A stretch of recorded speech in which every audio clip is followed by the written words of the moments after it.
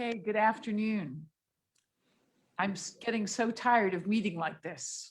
And we're sure hoping that come June, we can all be together again, but it is still great to see your faces. So let's start our meeting. Please join me for a moment of silence honoring the officers who lost their lives in the line of duty since the last meeting. Officer Andy Ornalis, California Highway Patrol. Deputy Adam Gibson, Sacramento County Sheriff's Department.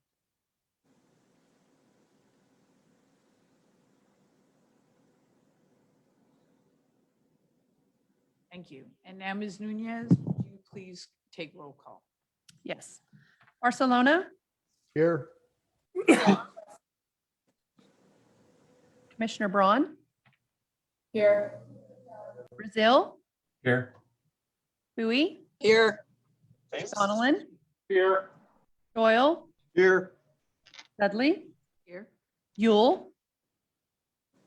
Long. Here. McMahon. Here. Marsh. Moore. Here. O'Rourke. Here. Ramirez. Here. So did Commissioner Marsh appear or no? Okay. Commissioner Marsh is now the interim person because Ed Medrano has left DOJ. So he will be the person who will be a commissioner, at least interim, but apparently he's not here today. We do have a new commissioner here today, and that's Ingrid Braun, from the sheriff from Mono County. Ingrid, can you tell us a little bit about yourself? Sure. Thanks for having me. I'm happy to be here. I am the sheriff of Mono County. I have been for 6 years now. And prior to that, I retired as a lieutenant from the Los Angeles Police Department. And gosh, almost 10 years ago. Next month, it'll be 10 years since I retired from LAPD. So I have big city and frontier county experience. I bring a wealth of knowledge. Fantastic. We could use a wealth of knowledge. Happy to have you. Okay, so let's see, we've read roll call. We've talked about the new folks. I'd now like to introduce the Acting Post Advisory Committee Chair, Randy Walsh. Hi, Randy. Good to see you again. Under Sheriff. Good morning. We have Post Legal Counsel to my right, Toby Darden. And to my left, Post Executive Director, Manny Alvarez. I don't know if any of you remember last time, but never mind, we're just going to move right through that. At this time, the Executive Director would like to address the commission, or at least I'd like him to. Executive Director Alvarez. Okay, thank you, Madam Chair. Thank you to all the commissioners for participating in today's meeting and for being engaged in everything that we do since the last meeting. But as I normally like to start off, I like to give an update as to where we have been since the last meeting in October, and then address some of the things that we'll be working on. And then I wanted to just kind of finish with a little recap of 2020 and some of the things we were able to do. So what we have done since the last commission meeting, we've worked hard on a number of different guidelines, and I'll address some of them for you. So we've completed a draft version of the missing persons guidelines. We submitted those to DOJ for their final review in January. So those should be out soon. We completed all of our meetings on the vehicle pursuit guidelines, and we're reviewing internally, we're reviewing a draft of those guidelines. We held a series of meetings on crowd management since the last meeting. Thank you to some of the commissioners that participated in those, Commissioner Bowie and Commissioner Moore. We are, I believe, on our second or third version of the draft of those guidelines as we speak. We published the use of force standards and techniques in early November. Hopefully you all saw those. I did push those out to you all, and they're listed on our website. We also started on elder abuse guidelines pursuant to legislation. We've had 2 meetings in the last couple of months, and we are now reviewing those draft guidelines as well.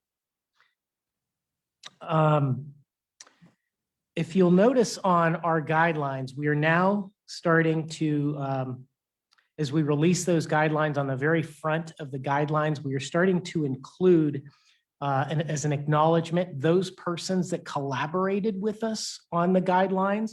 It's for two purposes. One, to thank them and acknowledge them for their support on the initiatives or the programs to finalize new guidelines, but also to address some of the issues with transparency. As many of you know, we get lots of calls. Well, who did you use for that? Who did you use? And this kind of answers those questions. So it's right out there on the document.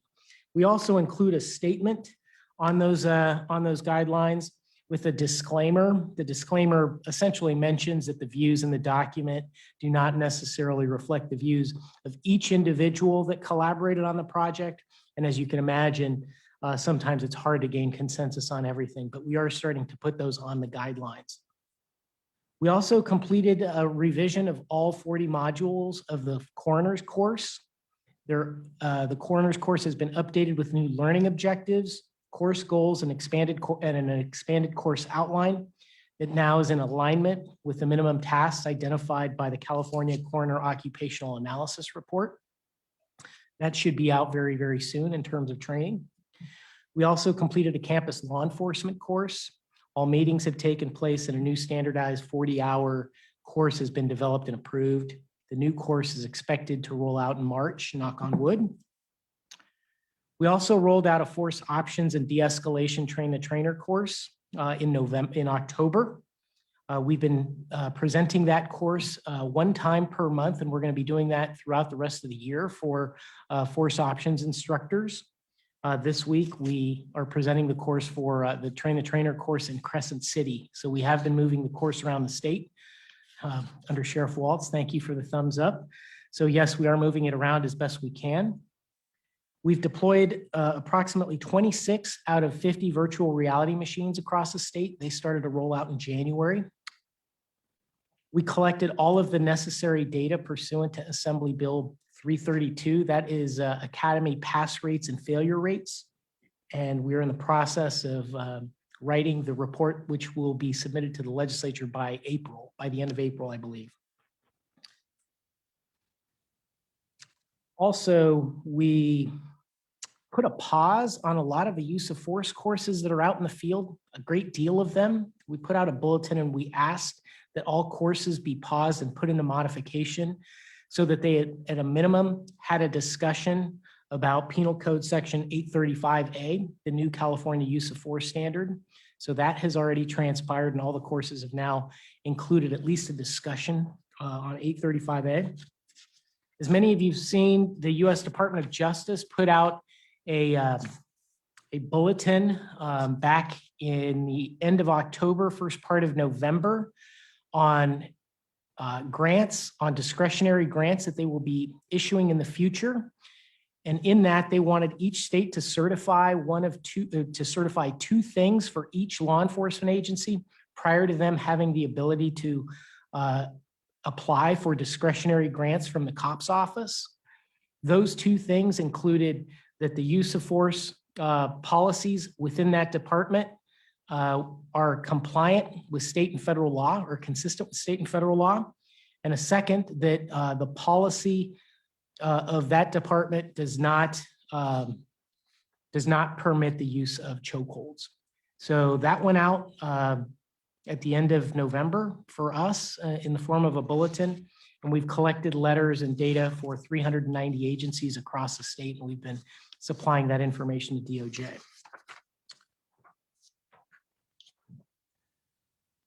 Sorry, I'm losing, I don't have page numbers here. Page 2, okay.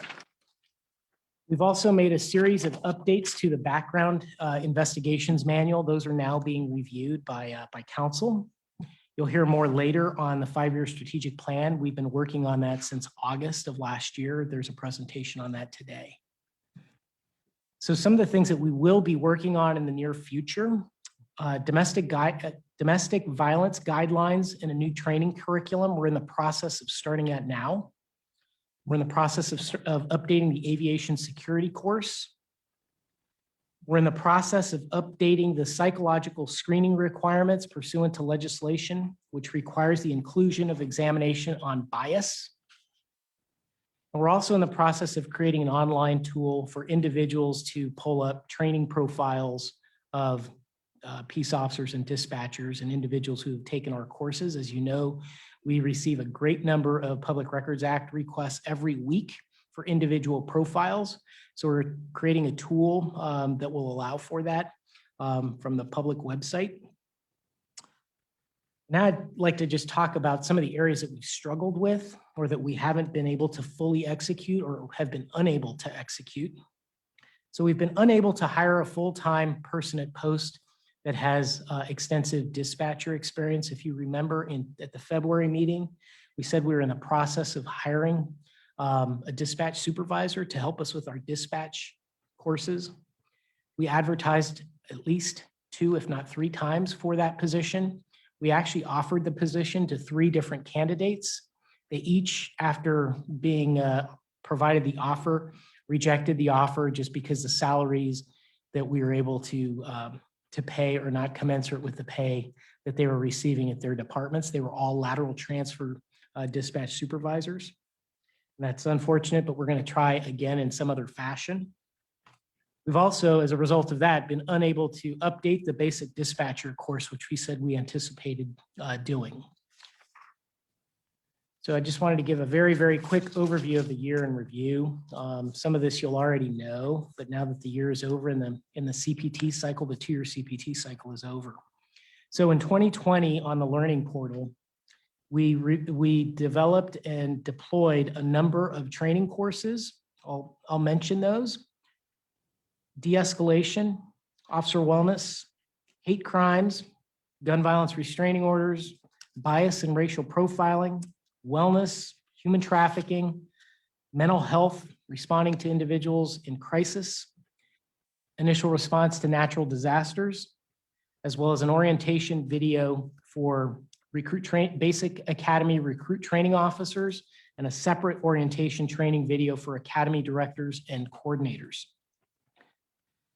With your approval about 18 months ago, and the ultimate approval by the Office of Administrative Law, effective April 1st of this year, all basic academy recruits receive 8 hours of principled policing and implicit bias training at the academy, a total of 8 hours in LD3, policing in the community.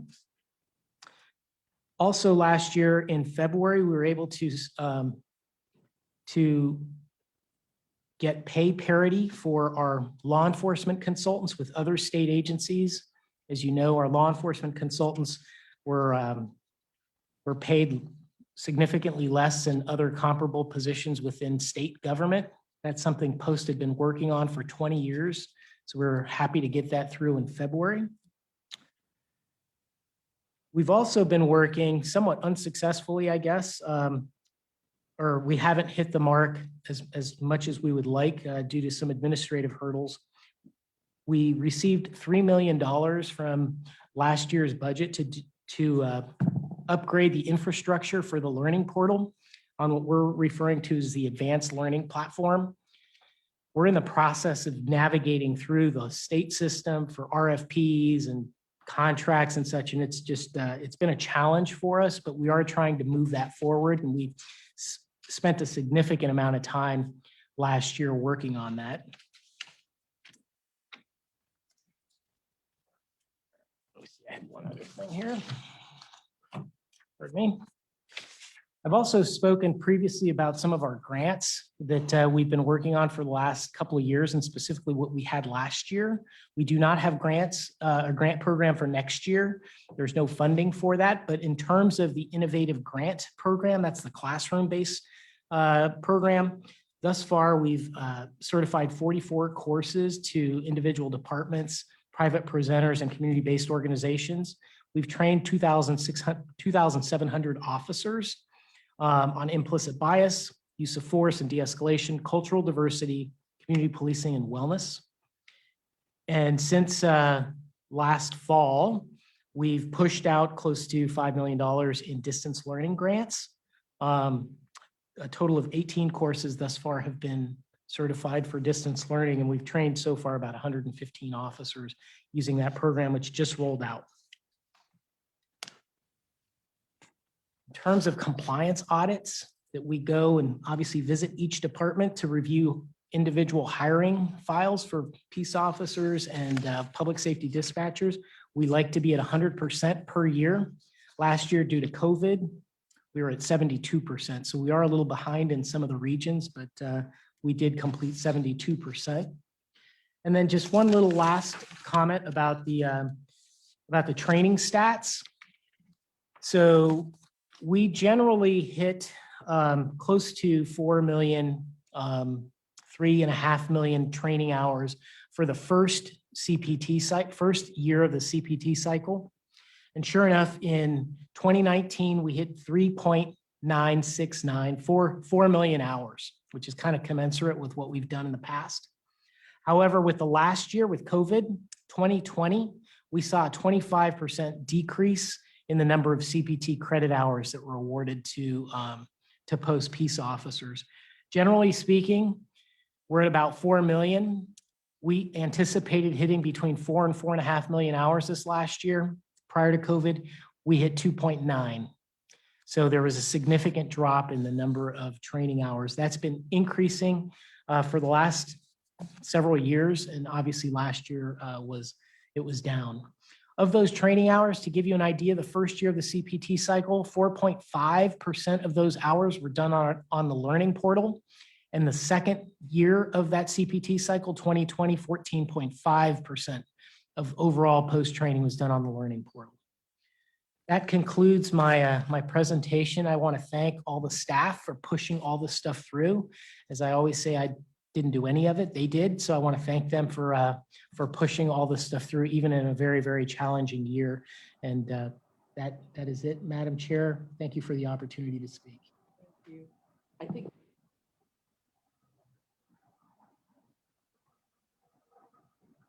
I think it's extraordinary what you and your staff have achieved during this impossibly difficult year. Many organizations have just almost frozen in terms of their achievements as you continue and your staff continues to go on and be incredibly successful. So on behalf of all the commissioners, thank you. Madam Chair, if I may, Please, I need an alibi. I am so sorry. I forgot two things that I wanted to mention. please Gosh. mention those too. We're also working on a a detective symposium. We haven't done one in many, many years, and obviously we'd like to do it in person. We're planning on it in May, for May, and it'll be online for the most part for detectives. It'll be a 3-day, half-day sessions. I'm unclear, I don't have the dates in front of me, but that'll be in May.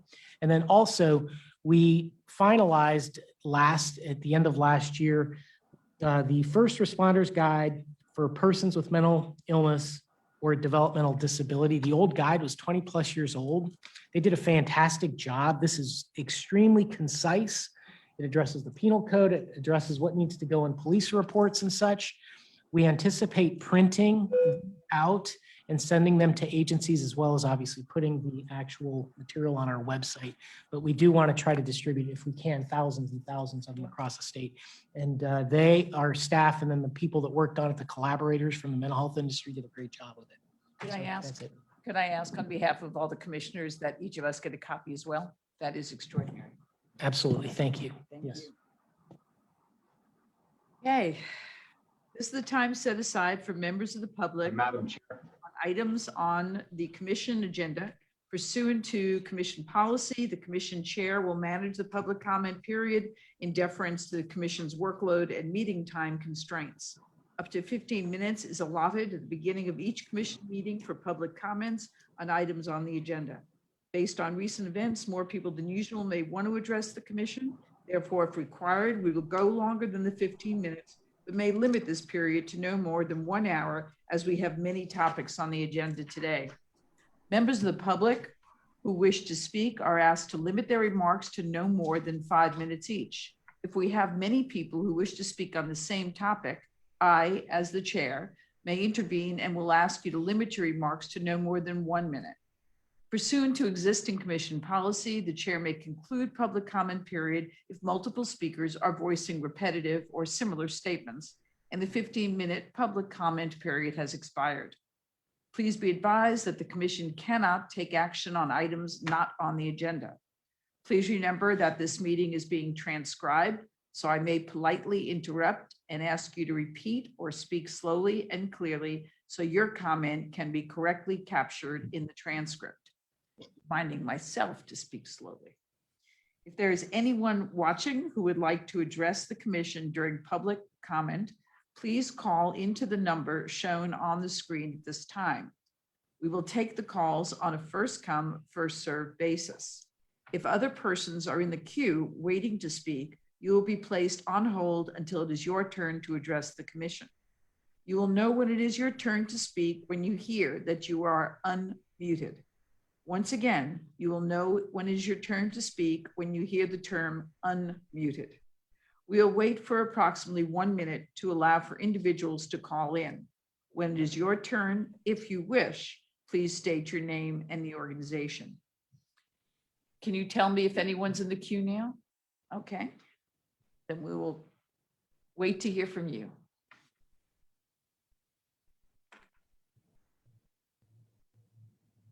Hello, my name is Greg Estes, and I'm a post member for District Attorney's Office in California. And I would first off, I'd like to respectfully thank the Commission for taking time for allowing me to speak this afternoon. The topic I'd like to address on the agenda is the development of a transition course from the SIBC post certification to a regular basic post certification. So just a little bit about my agency. It is the District Attorney's Office, and my office has investigators that are classified as both 830.35 and 830.1. And just wanted to briefly describe my prior law enforcement experience. So I have over 29 years of law enforcement experience. I became a federal law enforcement officer in the 1811 classification, the criminal investigator series, immediately upon graduation from college. And I've had the privilege of working for 2 outstanding federal agencies throughout my career. Following my retirement in 2019, I was fortunate to obtain my post SIBC waiver, and then I began my career with the county. Throughout my career, I've worked a variety of cases to include firearms and explosives related crimes, multi-million-dollar financial fraud, money laundering, homicide, gang crimes, robbery, narcotics trafficking, racketeering, terrorism, and cyber and computer crimes. I've served on multiple task forces combating gang crime, narcotics trafficking, and telemarketing fraud. And I worked as an FBI certified forensic examiner, computer forensic examiner at a multi-agency computer lab. And as a result, I worked on a variety of cases ranging from child exploitation to bank robbery. I've testified multiple times in state and federal court and in front of federal grand juries. And I've prepared many cases for trial and routinely worked with state and federal prosecutors to charge felony cases. But as a federal agent, I was assigned to work many task force where my DA's office now has present. But however, these task force spots and many other positions are reserved solely for 830.1 investigators. So I feel my prior experience would be a great asset to my agency. And in the future, I'd like the opportunity to compete for positions available solely to 830.1 investigators. However, at this time, there's no path for me to do so. There's nothing in place at post that would allow me to obtain the necessary training to qualify for an 830.1 position, save attending the full 6-month academy. And since obtaining my SIBC certification, I've talked to many federal law enforcement officers that are either retired or nearing retirement.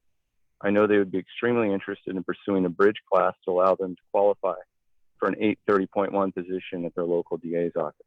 Like me, they're young and fortunate to be able to retire at an early age from federal service. Many will be forced to be mandatory at 57, and we all have a good few years of law enforcement service left. And I believe there's also many state investigators that are in a similar situation. And finally, many of my colleagues that occupy the 830.35 position are extremely talented investigators and have a lot to offer the agency, but are limited by current lack of a bridge program. So in conclusion, I would like to request the Commission consider implementing a bridge program that would allow SIBC holders to obtain the full regular post basic certification. If needed, off duty and with my agency's permission, I would be more than willing to volunteer my time in the development of such a program. I just wanted to thank you for taking time, and I appreciate it. I want to tell you how much I appreciate your call, as I know the other commissioners do too. Commissioners, are there any questions for this caller? We'll be discussing this in a few minutes. I just want to know if there are any questions for this particular caller. Hearing none, I just want to thank you again for calling. Thank you.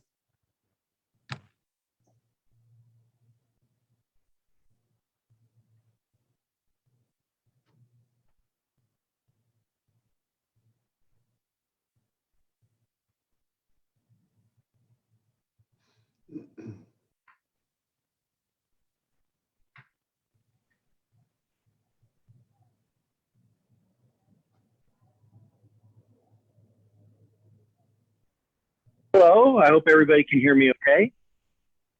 I would like to thank the commission and the Madam Chair for taking my call. My name is Douglas Barnhart. I'm with the Los Angeles Police Department with the EVOC unit at our training division. I'd like to talk today about voicing an objection to the upcoming agenda item, Motion N. Motion N, if you have not read ahead, is to remove lead, the law enforcement driving simulators, as an option for the CPT PSP training. And we believe this may be an unnecessary modification to Regulation 1005D4. The agenda item report refers to equipment and financial considerations, along with the inability to demonstrate proficiency in vehicle operation. The report refers to the lead's inability to provide practice in braking and parking, and supports this with a statement to the fact that not all officers operate a vehicle daily in their assignments, which is a valid point. But even for officers in the field daily, the number of high intensity responses can vary dramatically. And it is in these conditions that we see critical incidents occur. The report further states that the subject skills that should be addressed are vehicle dynamics, defensive driving, intersection exercises, backing and parking, and judgment and decision-making. The LEDS is able to address 4 of the 5 listed items and 3 of the 5 to greater effect than behind the wheel would safely allow. Our hope is that the commission will consider in not removing LEDs as an option with regards to PSP training. Our hope is that the agencies and their instructors would be able to best identify the training needs of their agencies and their employees, even subdivisions within their agencies. Having multiple options and methodologies allows for a better breadth of training to be given, which would better serve the needs of the officers receiving the training and the community they serve. As a point of reference, a vast majority of our agency's PSP training is currently behind the wheel, but we do still have a small portion that benefit from PSP lead-based training. While slow speed accidents do account for the highest number of incidents within our department, it is the critical incidents that have the greatest impact on both the department and our community in both financial and areas of personal safety and injury. It is in our ability to address the causality that LEDs can actually have a greater impact on officer training.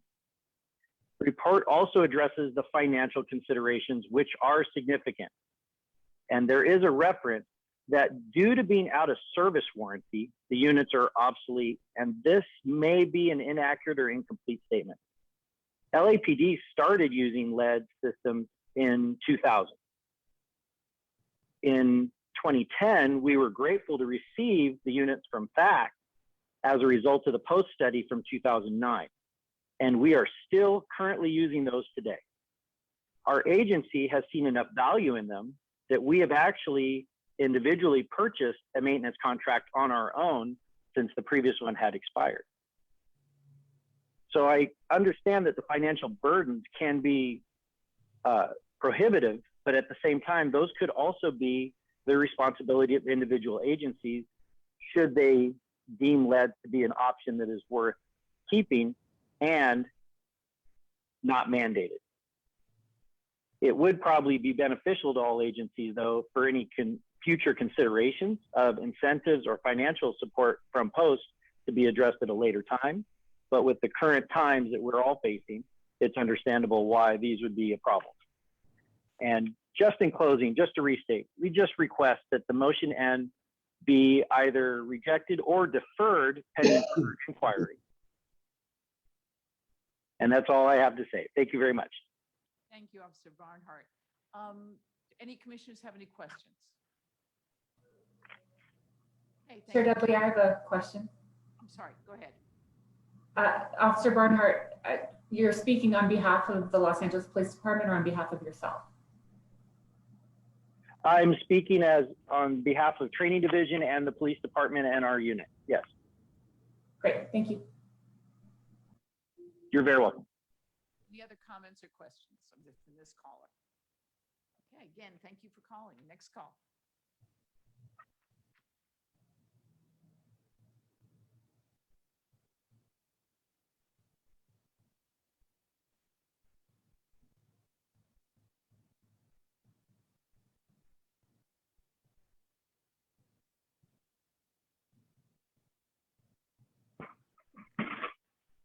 Good afternoon, Commission. My name is Edgar Hampton. I am an officer with the Anaheim Police Department. I'm also the current president of the Anaheim Police Association, which represents approximately 380 police officers for the city of Anaheim. I'm speaking on behalf of myself and on behalf of my police association. Thank you guys for the hard work you do to update our training, in particular, some of the use of force training, the de-escalation, the transgender and LBGQT contacts, things like that. I appreciate that.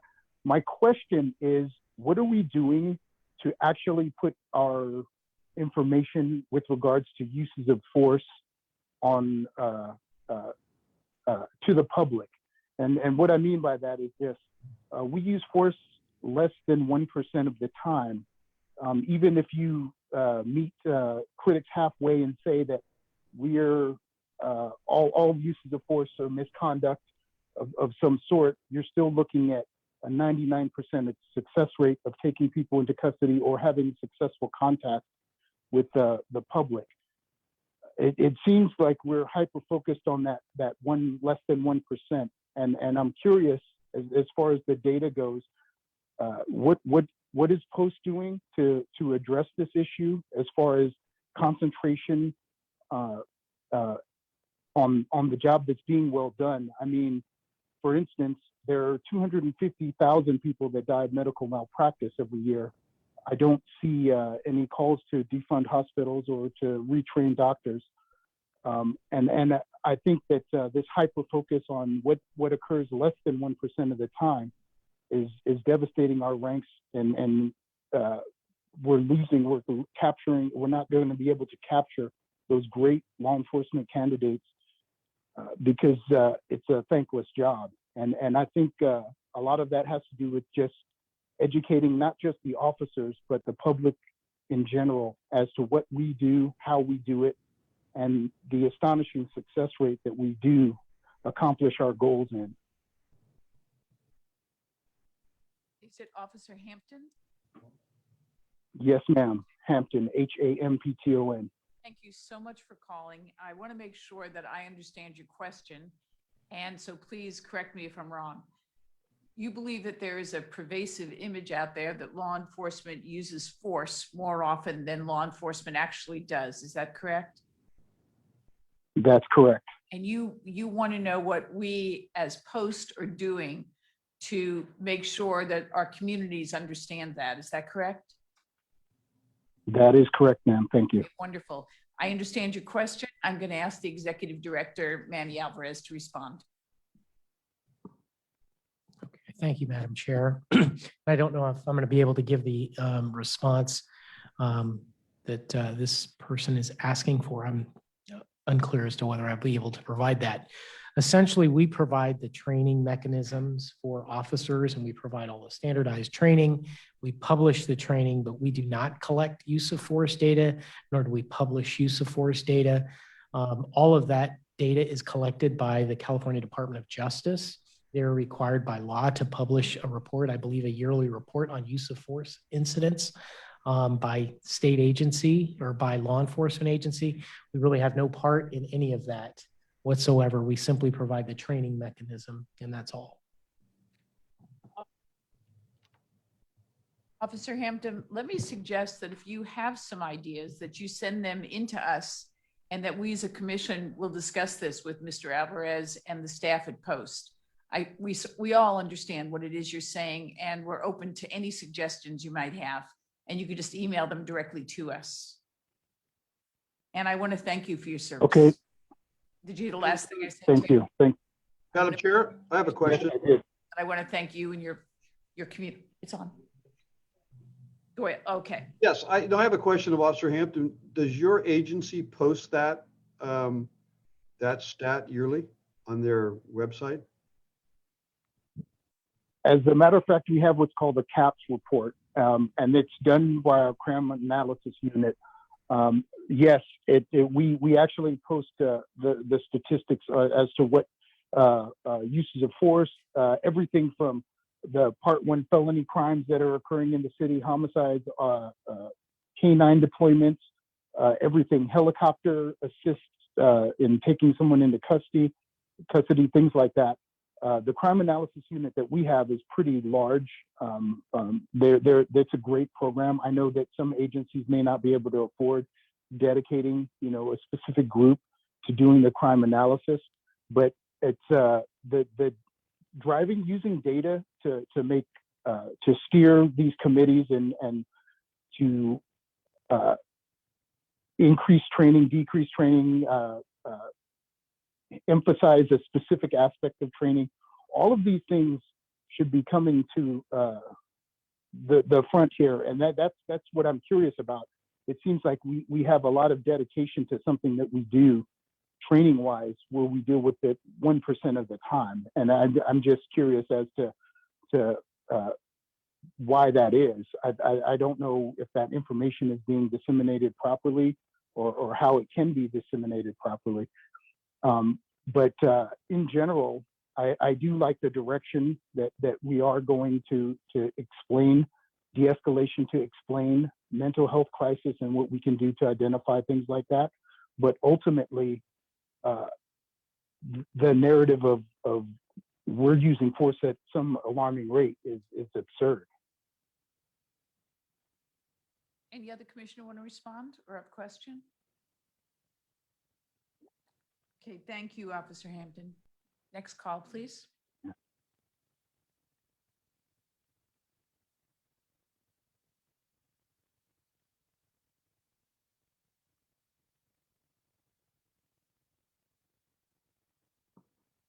Hello.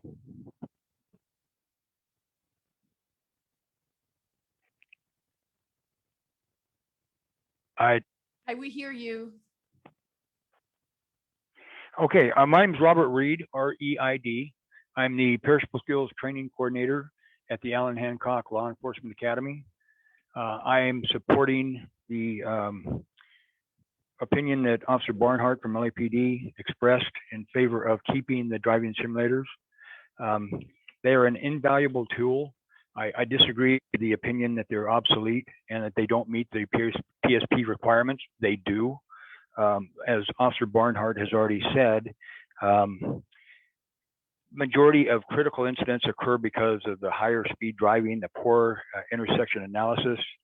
Majority of crashes are not due to the lack of driving skill on the part of the officers, but their lack of poor decision or the lack of decision making or the poor decision making.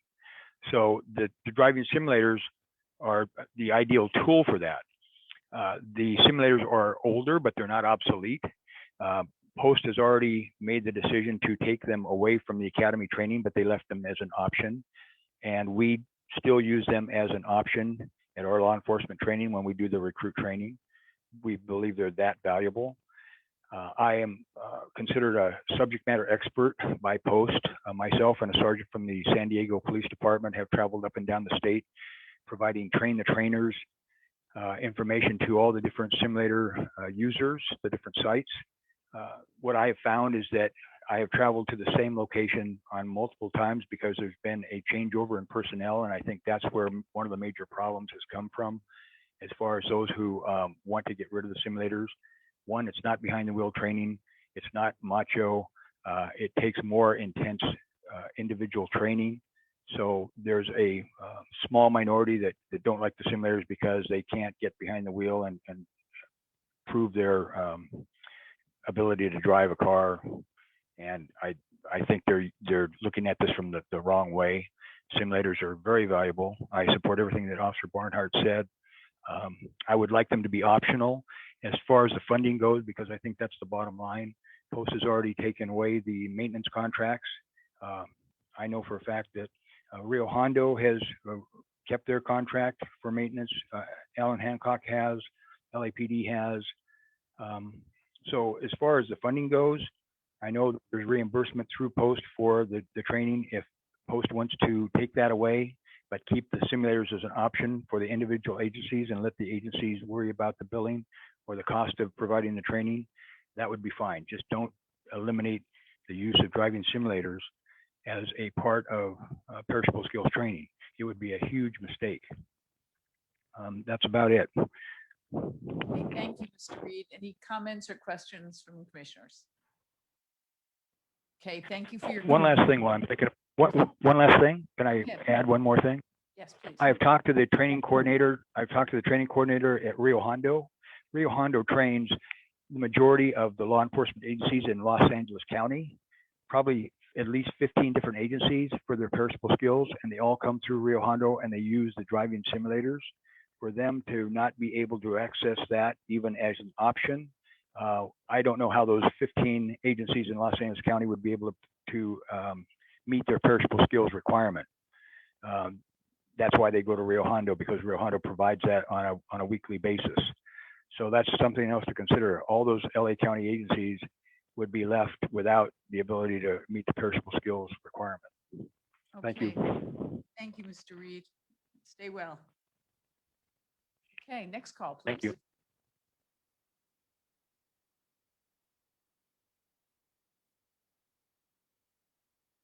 Hello, my name is Tassie Gaither, and I am with L3 Harris Driver Simulators. I do appreciate you taking my call. I want to take just a very few minutes to go along with what some of the officers have mentioned here about the driving simulators. I do think that they are definitely invaluable for your officers. A couple of things going back in time, one of the reports that you guys had, just a quick recap as to why you purchased the simulators to begin with. There was a study provided to you guys by Scott Walsh that showed 35,000 plus officers were involved in collisions from 2000 to 2009. Out of those, there were actually 59 fatalities. There was another 7,684 who received some type of injury. If you take that during that study period and look at the financial impact, again, we're going back to the cost of these simulators. The cost of those collisions were in the hundreds of millions of dollars when you consider the related fatalities, injuries, and vehicle damages that they received. I do understand that there was a huge chunk of change that was put down on the simulators when you purchased them. There are other alternatives.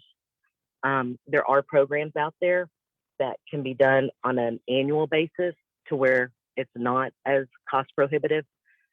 You do currently have the ones who have spoken here, along with others that have maintained their maintenance agreements with their current simulators. You have other departments who have gone out and purchased new and updated technology. There is relevant and current simulators out there that are not cost prohibitive. There is a new report that just coming to today, that came out for the legislature that they're presenting on pursuit driving, where it shows there has been, from 2009, 5 years back, 2019 and 5 years back, a 21% reduction in collisions that result in fatalities. So when you look at the 21% reduction to what you guys had before you had the driver simulators, it shows that they are definitely valuable. I'm not asking that you make a decision today. I'm asking that you postpone it, that you do some more investigation into what is available, what are the costs that you can look at, and that you reconvene at a later date and look at the options for the officers involved.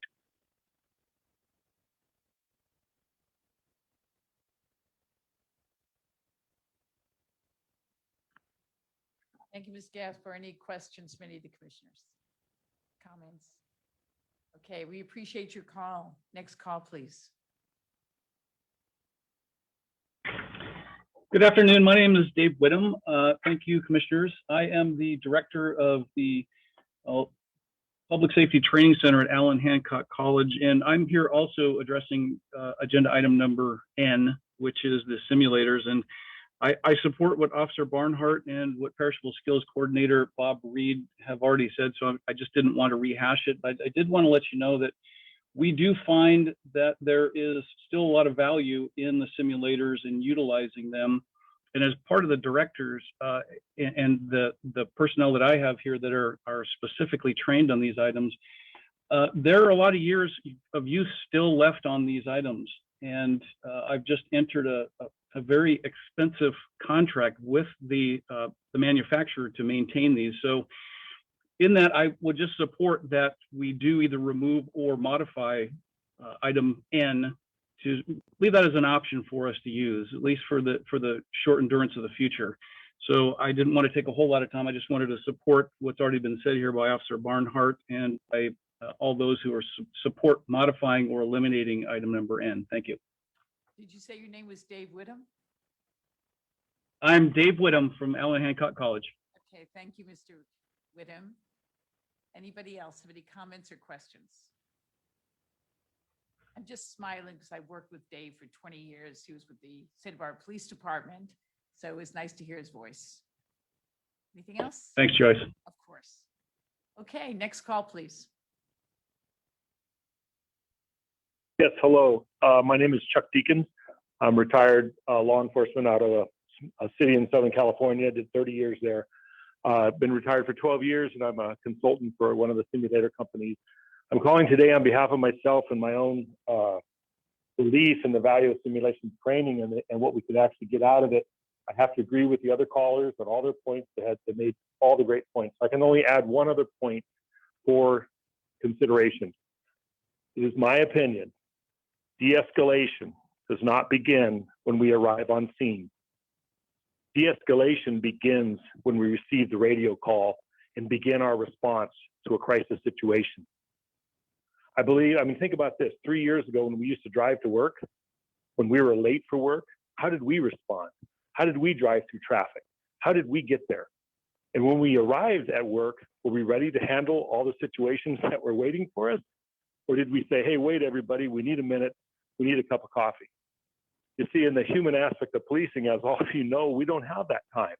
But right now, the focus is on force option simulations and de-escalations, and I understand it's supported 100%.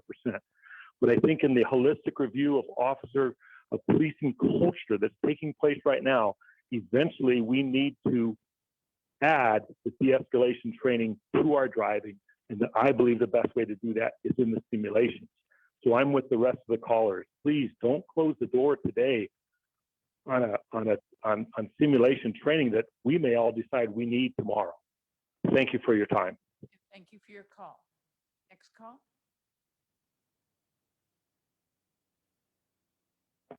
Hello? Hi, we hear you. Great. Hi, my name is Brad Ehrman. I'm the president of the Association of Special Agents here at California Department of Justice. And I'm calling in regards to the bridge program that the earlier caller talked about. And here at DOJ, we have a lot of very skilled and talented agents that do very complex investigations. And a lot of them came out of other specialized state units, so they have specialized certificates, and there's no way for them to transition to a full basic certificate to maybe work at a DA's office or some of these other agencies.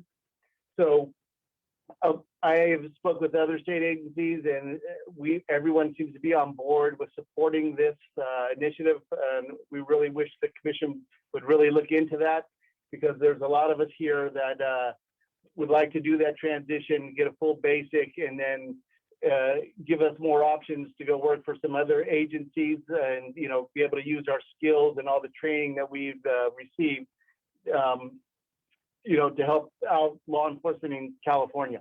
So we're very much in support of the transition or the bridge program. Great. Thank you very much for your call. And I hope you'll stay tuned and listen to our discussion about that, which should occur in a few minutes. Great. Yes, I will. Next call, please.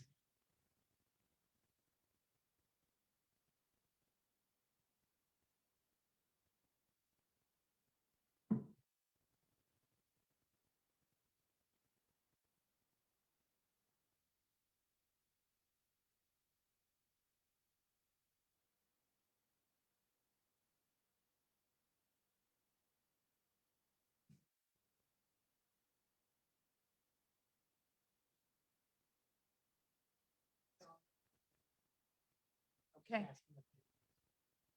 Is there anyone that can hear me who would like to speak? Okay, I think we're done with calls. Thank you. Okay, now we're going to go ahead with our meeting.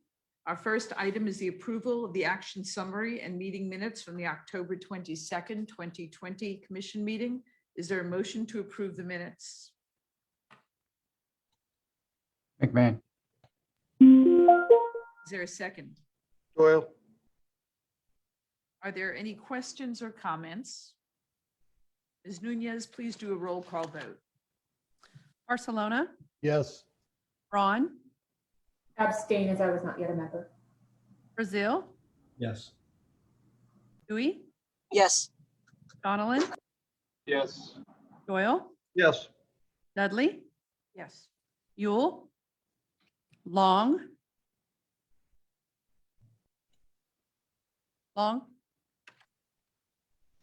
you're muted. Yes. Yes. McMahon, Yes. Marsh, Moore, Yes. Rourke, Yes. Ramirez. Yes.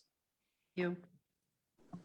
Okay, thank you. We're going to go on to the consent items, but let me give you a heads up about timing today. There is a chance we're going to go beyond 5 o'clock. I don't know if we will or we won't.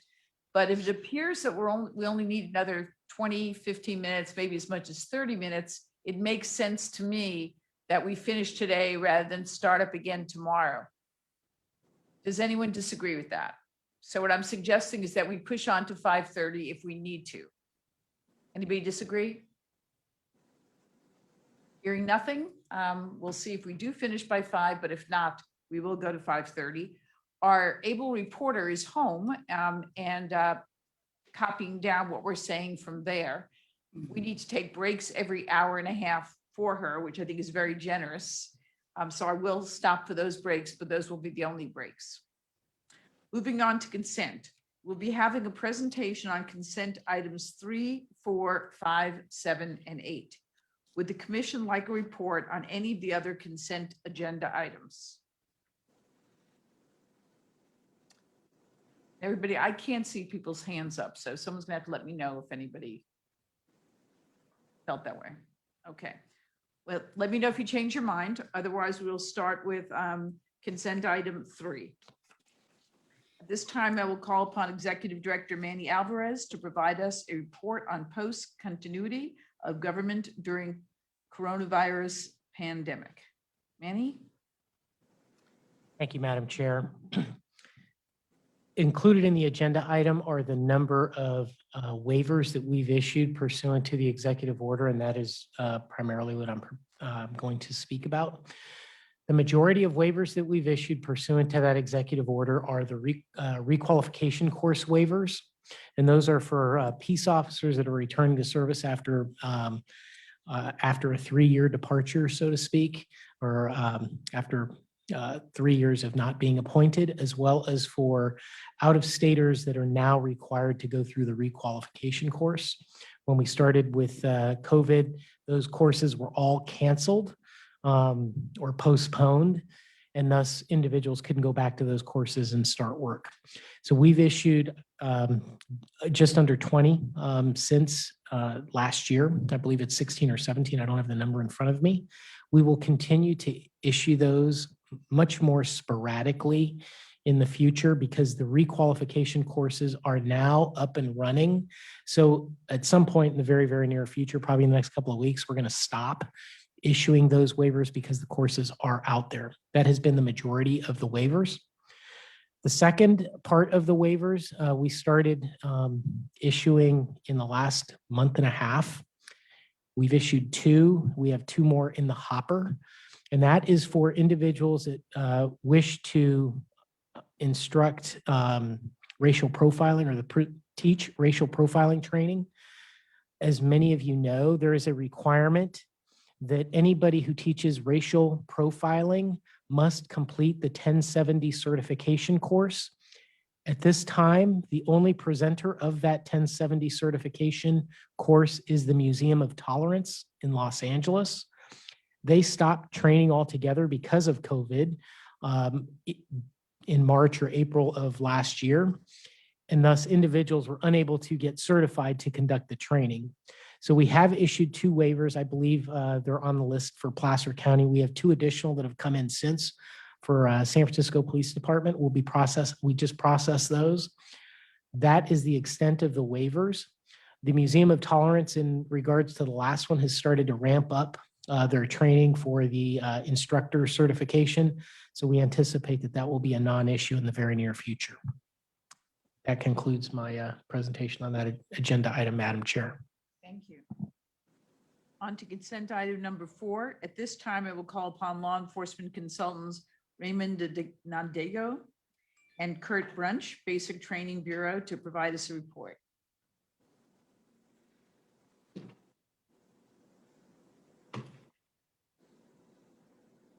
Sorry, I blew your name.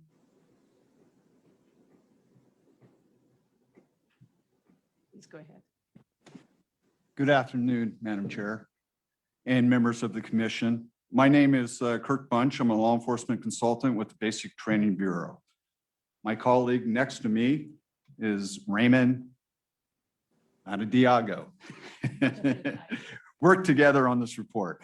At the conclusion of this report, we will answer any questions that you might have for us. Let me provide some background. At the October 2020 commission meeting, post staff was directed to research the ability for individuals who completed the specialized investigator basic course to be hired as district attorney investigators. This report details the specialized investigator classification and the post-specialized investigator basic course, also known as the post-SIBC course. This report includes the comparisons of the training requirements of the specialized investigator basic course and the post-regular basic course, also known as the RBC course. This report is an overview on the specialized investigator classification and the comparisons between the specialized investigator basic course and the regular basic course. My colleague will provide the difference of the 2 courses and provide viable options that this commission might consider. The specialized investigator basic course is the entry-level training requirement for some California investigators appointed under Penal Code sections 832.4B and Penal Code section 832.25A.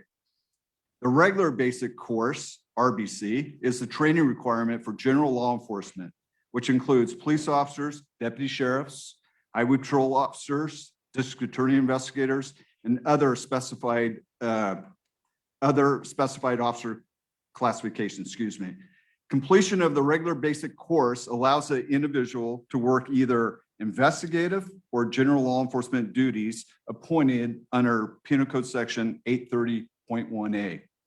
The specialized investigative basic course and the regular basic course are separate courses intended to provide entry-level training for different classifications of peace officers. Investigators for state agencies like Department of Justice, Department of Motor Vehicles, Alcohol, Beverage, and Control are required to complete the SIBC course, which qualifies them to perform duties that are primarily investigative, but does not qualify for general law enforcement duties.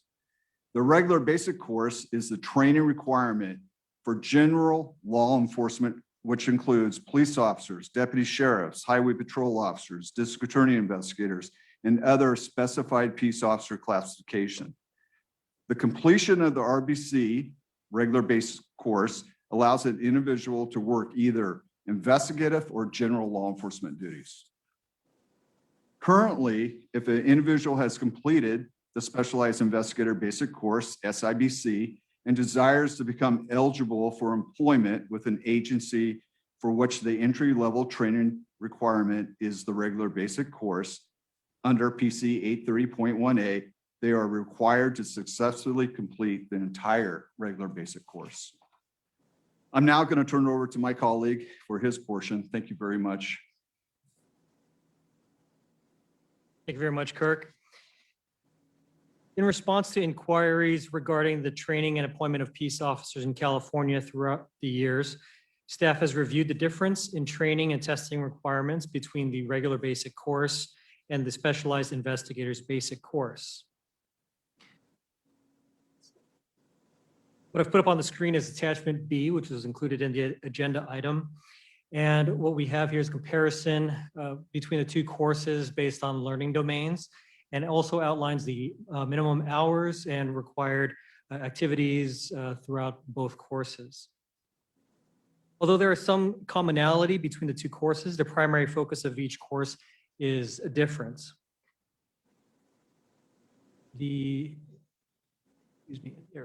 is the second page for attachment B that also includes the some of the testing requirements as well.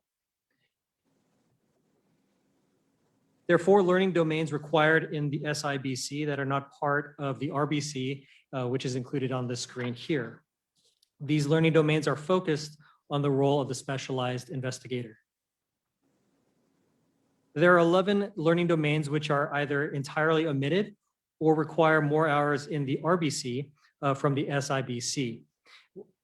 The learning domains that are not included in the SIBC, which are in the RBC, include Learning Domain 19, Vehicle Operations, LD 21, Patrol Techniques, LD 22, Vehicle Pullovers, LD 24, Handling Disputes and Crowd Control, LD 27, Missing Persons, LD 28, Traffic, LD 29, Traffic Collisions, and LD 31, Custody. Most of these learning domains focus on the duties of the general law enforcement officer that include patrol techniques, traffic enforcement, and crowd management. Although the SIBC includes a significant amount of RBC content, there are multiple legislative mandates, required learning activities, and required exercises and scenario tests that are not in the SIBC. This is included here on this slide for all of you. Request for posts to develop a bridge course for SIBC graduates who desire to qualify for general law enforcement peace officer positions has been brought before the February 12th commission that was included as attachment C. There was no request for presentation or discussion at that time. It was reported that due to the course shortfalls coupled with issues related to the sequencing of instruction and testing, and the concept was found to be unworkable. The basic course waiver provides an exemption for our RBC and SIBC training requirements, which is granted to individuals with qualifying out-of-state or federal law enforcement experience, and that is shown here on this slide. Post staff recommend the following for options and request guidance from the commission.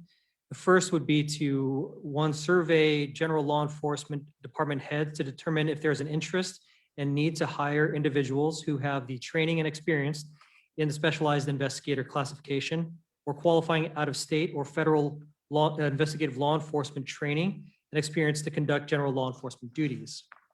The second would be to amend commission regulation to eliminate the specialized investigators basic course and require specialized investigators to complete the RBC.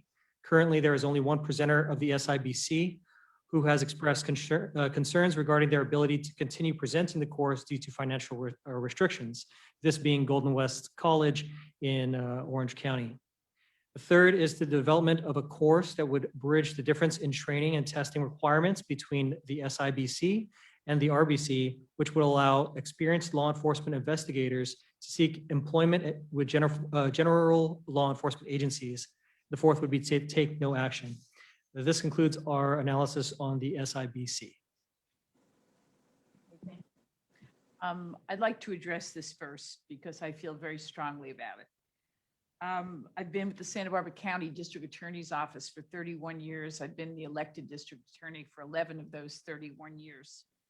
Some of the best investigators I've ever worked with, I've ever had the honor and the pleasure to work with, have been from some of the agencies you named, including but not limited to the FBI, IRS, Secret Service, DOJ. And it's very frustrating for me as a district attorney when I'm seeking to hire DA investigators, that these extraordinary investigators, the ones I know who could do the work very, very well, can't do the work because of this rule. I feel very strongly we should support the third suggestion and create that bridge course. And one of my additional frustrations is that an inexperienced, and please, let me ask Executive Alvarez to comment when I make this last statement. One of my big frustrations is that if somebody were to come from another state, an inexperienced investigator, that they would get the job, that they would be qualified, but someone who's been with the FBI for 20 or 25 years would not. And that makes no sense to me as the person who's in charge with public safety and justice for Santa Barbara County. Executive Director Alvarez, have I misunderstood that? Thank you, Madam Chair. No, I don't think you have. Obviously, I'm going to give the very big caveat, which I know many of you are aware of, but obviously I was an investigator for the federal government before, so I am very, very biased in this regard. It is a complex issue. Some of it, I definitely do not have the answers to all of it.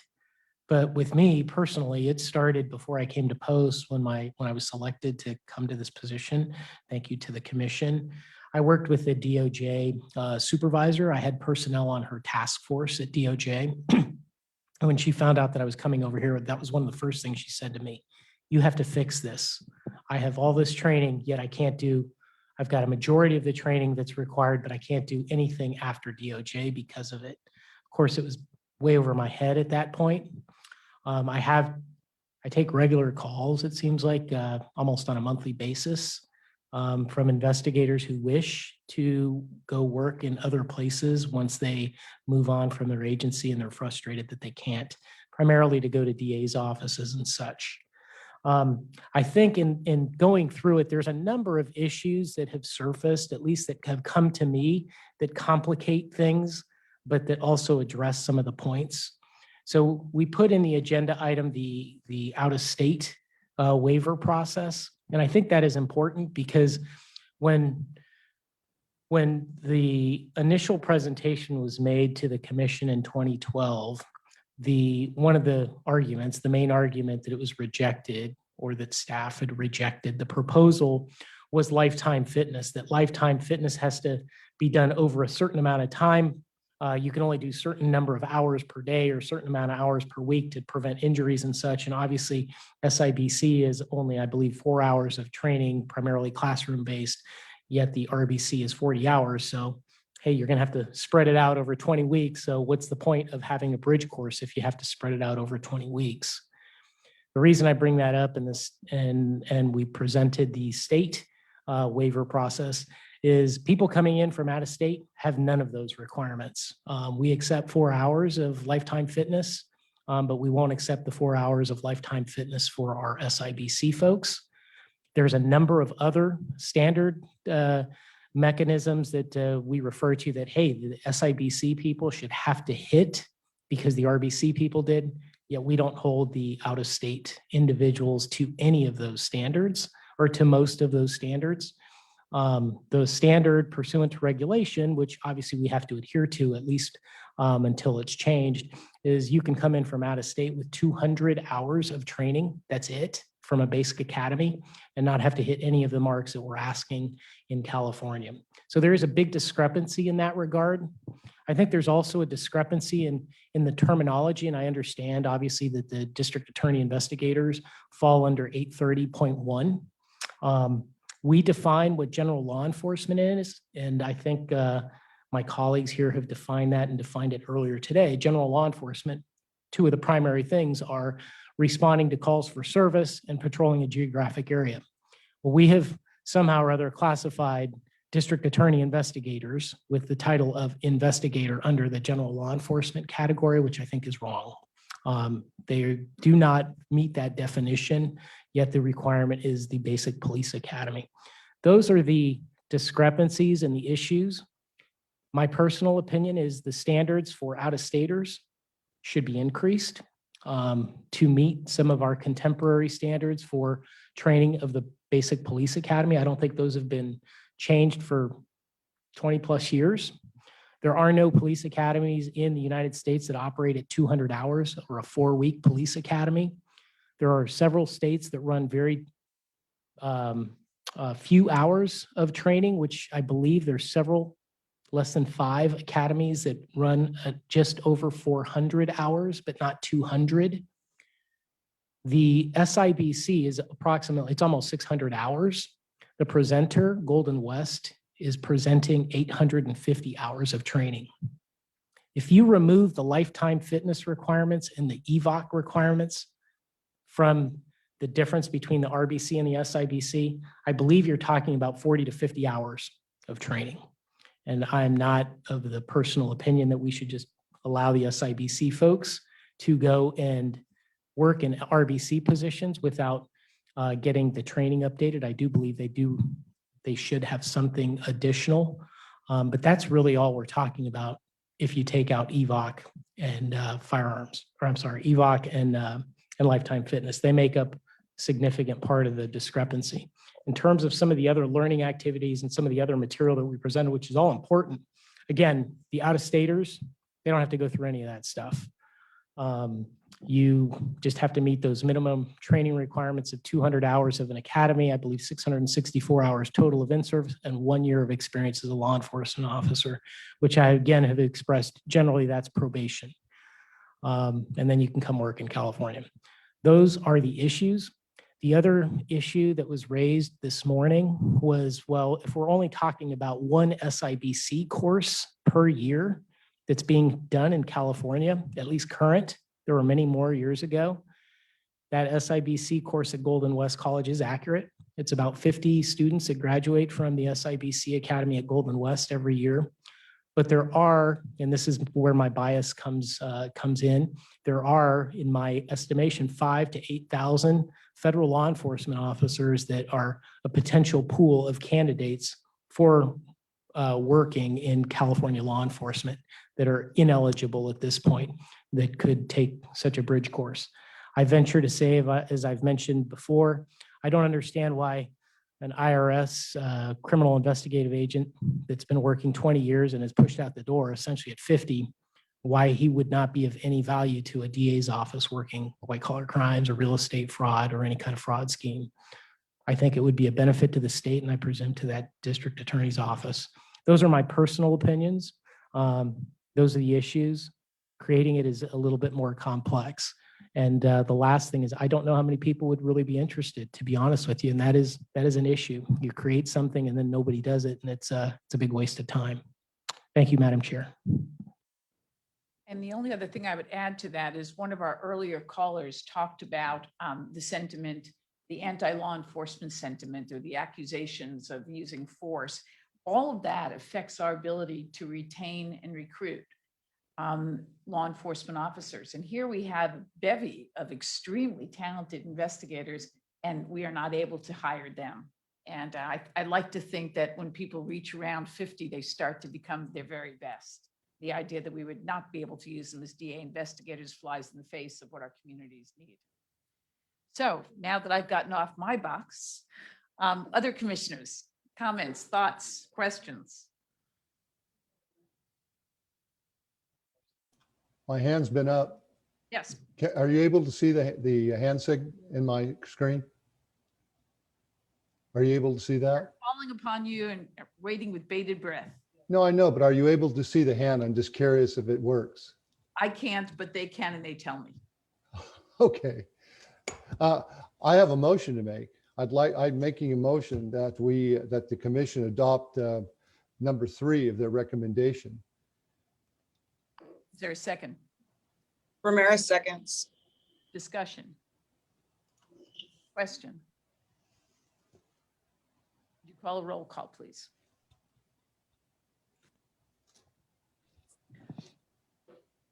Is it consent? Yes, it is a consent. Okay. So we need some general direction. And I think who would be best to articulate the general direction? Because I think a number of points came up. You raised the issue of increasing the standard for out of state. So I think we have a couple of issues here. Madam Chair, I don't want to put this all on the commissioners, but I think it would just be good for us to get some general guidance, some direction as to what you all would like. Obviously, some folks are serve as hiring authorities, would have opinions as to what you would like to see. I think that would help us tremendously because this is not a voting item. We gave several options and one is really take no action, which is fine. We just need some general guidance from you all as to what you'd like us to do. My feeling, and I really would like to hear from more folks, is option 1, which said we should survey the field, sounds like a huge delay and in my mind, a waste of time. I think we already know there is need, and I think we just need to get to building the bridge course. But do any of my colleagues believe that we should be reaching out and doing additional surveys to see if this is a good idea or not? Madam Chair, Yes, please. the advisory committee did have a discussion on this, and several members questioned the ongoing demand for the SIBC in that it's not offered on a regular basis, only as needed, which I believe amounts to approximately once a year. So there was support for transitioning to an RBC requirement on an ongoing basis and to looking at a bridge course to fill in the other gaps. I was listening to your advisory meeting today, and I believe that everyone on your advisory felt that we should be building the bridge course. Did I misunderstand that? No, you didn't misunderstand that. Thank you. Thank you for those comments. Who is? Doyle. Yes, Sheriff Doyle, Commissioner Doyle. I just want a clarification. So this bridge class would enable someone to become an 830.1 peace officer. Is that correct? They would receive the equivalent training necessary to appoint them as an 830.1. Yes. Okay, so what does the necessary training mean, Manny? Well, right now, if I can go back to what Raymond presented, there are various aspects of the SIBC training which do not include some of the training in the RBC. I already mentioned some of the training hours in EVOC, the high-speed EVOC, the physical fitness training, and then there are other learning domains that aren't touched. For instance, traffic. I can't remember if traffic investigations or traffic is 12 hours or 10 hours. Vehicle pullovers or another 10 or 12 hours of training. There's a total of approximately 120 hours, including the EVOC and lifetime fitness, that are missing from the SIBC. The question is, do you make up those 120 hours? And if so, how do you do it? How do you make up lifetime fitness? I mean, do you do it all at once, which is not what's in regulation? You know, can you do 8 hours of lifetime fitness training in a day? Pursuant to regulation, you can't. Do you simply call it even for in some fashion based on years of experience? I don't know, but it's those 120 hours that are required in the RBC that are not required in the SIBC. There are some of it is just, to me, is odd in and of itself. For instance, in the material that Raymond presented, ABC investigators are investigators under the SIBC. Yet the SIBC training does not include any training on ABC law. It's included in the RBC. It just odd to me. But there's 120 hours that are missing from the SIBC. There's some hours that are missing from the RBC in comparison to the SIBC as well. But we're talking 120 hours that are omitted, and various learning objectives and different activities that aren't covered in the SIBC. And Manny, just to be clear, just getting the 830.1 still means they have to pass individual agency hiring standards. So it's going to be up to the individual sheriffs or police chiefs or district attorneys to decide if they want this person or not. Correct. That would just make them eligible to be hired. Thank you. Other questions or comments? Madam Chair, I have my hand raised. Yes, please. I just had a couple of clarifying questions, Manny, and maybe you can help me with this. So are what we're trying to accomplish here is folks that come from federal service that want to become DA investigators could then go to a bridge course to become investigators from a DA's or at a DA's office. Is that correct? They don't want to be regular street cops, right? Well, yes, and it's further than that, Sheriff. It's not just federal agents or federal investigators. It would give the opportunity to DOJ agents, California DOJ agents. It would give the opportunity to individuals that work at Department of Insurance to go through the bridge course. Anybody who's completed the SIBC or anybody who receives the SIBC waiver that comes from out of state or federal service. So in theory, they would be just like somebody who graduates from the police academy when they would complete whatever this bridge course would look like. And then they, in theory, could be appointed as a deputy sheriff. They could be appointed as a DA investigator. They could be appointed wherever you'd want to appoint them, but you would have the discretion whether you'd want to hire them or not. Got it. Okay. Because I think that's some important stuff that's missing out of the bridge course if they're going to become street officers, as it relates to driving and traffic stops and dealing with the mentally ill, things that a DA investigator probably wouldn't be doing because they don't pull people over generally. They don't get in pursuits, just a different assignment. I agree. Let's go all the way, go to the out of state folks. I agree. We got to tighten that up. It just doesn't seem fair to me for folks coming in from out of state to get into this profession in California and skirt some of the rules that everybody else has to do. So I think maybe that's a separate issue, but I do think that needs to be cleaned up. I'm just not convinced yet that if you come out of federal service and you go to a bridge course that is relatively short, that you can then become a 30.1. I'm not making the connection. So there's the SIBC course, if that's what you call it, that makes you an investigator, which I'm good with. I think that makes sense. But to go from that SIBC course to 830.1 with the bridge course, I guess that could be accomplished, but I don't think that's what we're trying to accomplish. We're trying to take federal folks or state folks that maybe didn't go through a regular academy, give them a bridge course and make them 830.1 if I'm following. Commissioner, I think several of the things you mentioned can be part of the bridge course, but absolutely, you would still retain your ability to hire whoever you thought was qualified for your department. Oh, sure. As would I. Yeah, sure. It just gives those of us that do want to include these investigators an opportunity to do that, whereas now our hands are tied. Got it. And maybe I don't understand completely. Are DA investigators 830.1? Yes, Commissioner McMahon, yes. DA investigators, general DA investigators fall under 830.1. DA investigators that investigate child abuse and welfare fraud do not fall under 830.1. I believe it's 830.4, if I'm not mistaken. I could be wrong in that regard. So you can be an SIBC graduate or have an SIBC waiver and be a DA investigator, but you're strictly limited to those two types of investigations. And then in regards to your first comments, you are not alone in your comment about you would be concerned about them being regular patrol deputies or police officers working in a patrol car.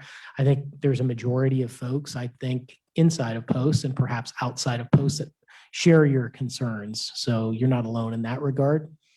That is a possibility, yes, that in theory they could if you do this. Chair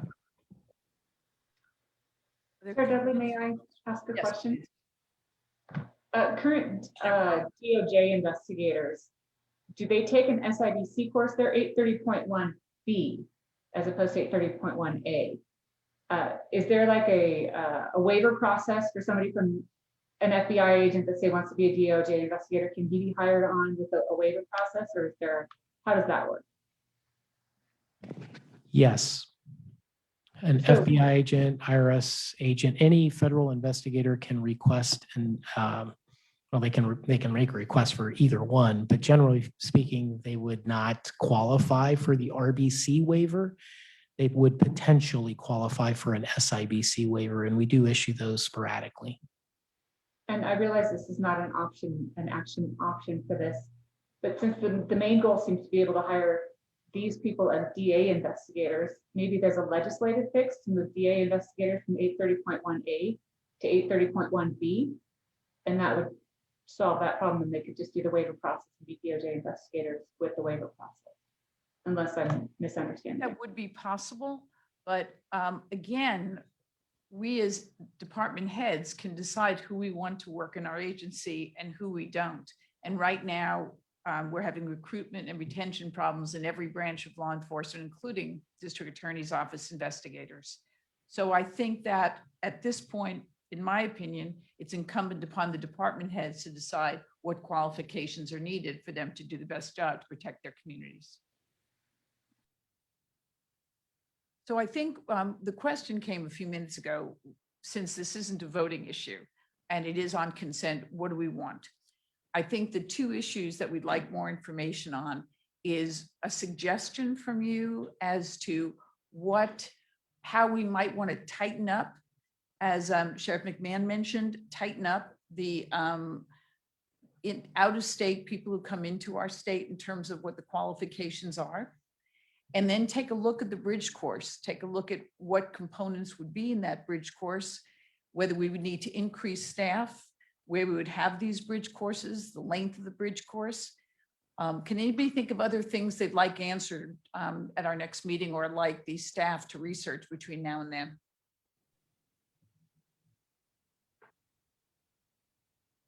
Commissioner Brazil. Yeah, two things. One, I think we're doing the analyzing the fix for those that are current investigators that want to bridge over. Then I think we also need to look at it's that recommendation number 2. What do we do long term? Let's bridge who's already employed, but what do we do for the future employment? Do we just require RBC, or we retool the SIBC that more mirrors the RBC? So I suggest we just look at that. I also support the bridge course, strongly support the bridge course. Thank you. I think those are great additional points. May I? Yes, please. Commissioner Brazil, thank you for those comments. We've had a significant number of discussions about, do we even need the SIBC course? I'd venture to say that the majority of post staff would probably say that we should do away with it and just have the RBC have the one police academy and incorporate the two in the future. That is definitely a topic of discussion here. I know that's also been a discussion topic with Golden West as they have struggled to maintain that SIBC course. Right now, to give you an idea, that SIBC course is presented one time per year.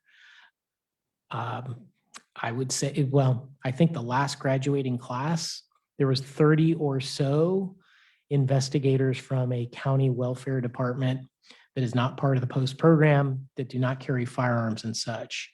I venture to say approximately 50% of the individuals that graduate from the SIBC go to post agencies, and 50% go to non-post agencies or are not picked up.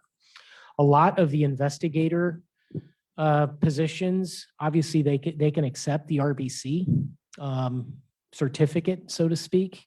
So a lot of the what we used to think as SIBC trained investigators, whether it was DOJ or DMV, they're now taking the RBC for the most part, for a number of reasons. One, there's more offerings, and two, there's additional training that either they want or it makes them more marketable in the future.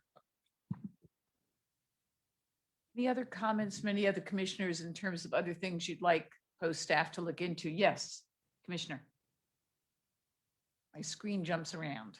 Yeah, sure. No, there was a comment about Cal DOJ. Most of the people in Cal DOJ are post-certified like myself. I was a deputy sheriff before I came over. So we don't have a huge problem there, although there are some. But, you know, I'm hoping that this commission doesn't kick this can months and months down the road, because many of the departments and agencies in the state are 30 to 60% down on recruiting. And it's just, I kind of find it mind-boggling that we can't come up with a bridge course that meets all the training requirements and brings whatever they have up to the level of a post certificate. I don't understand why we can't do that. We've got extremely talented people here at Post, and seems like that could be done pretty easily. Thank you. I agree with Commissioner Barcelona. And I want to know what we can do to do this as quickly as possible. Would that then mean that you bring us some action items we can actually vote on by the next commission meeting? Is that what would make this move as quickly as possible? I'm looking to you for advice on that. Well, I think it's clear as mud for me. I think I'll defer to Commissioner Brazil first for you, if you'd like, because he has his hand up, and then I'll answer the question if you may. Commissioner Brazil, please. One thing that may help for the next meeting is, I think it was mentioned, Manny, I don't know if it was you, but the SIBC at Golden West is 800 hours or something. So they've added a significant number of hours. How many of those hours actually would have qualified them for the minimum on the RBC side? I don't. Oh, I'm sorry. Go ahead, Commissioner. I apologize. Be a lot of bridging necessary. We may just not have done the deep dive to figure out what they actually did versus what the minimum requirements are. At least for the most recent RBC or SIBC graduates anyway.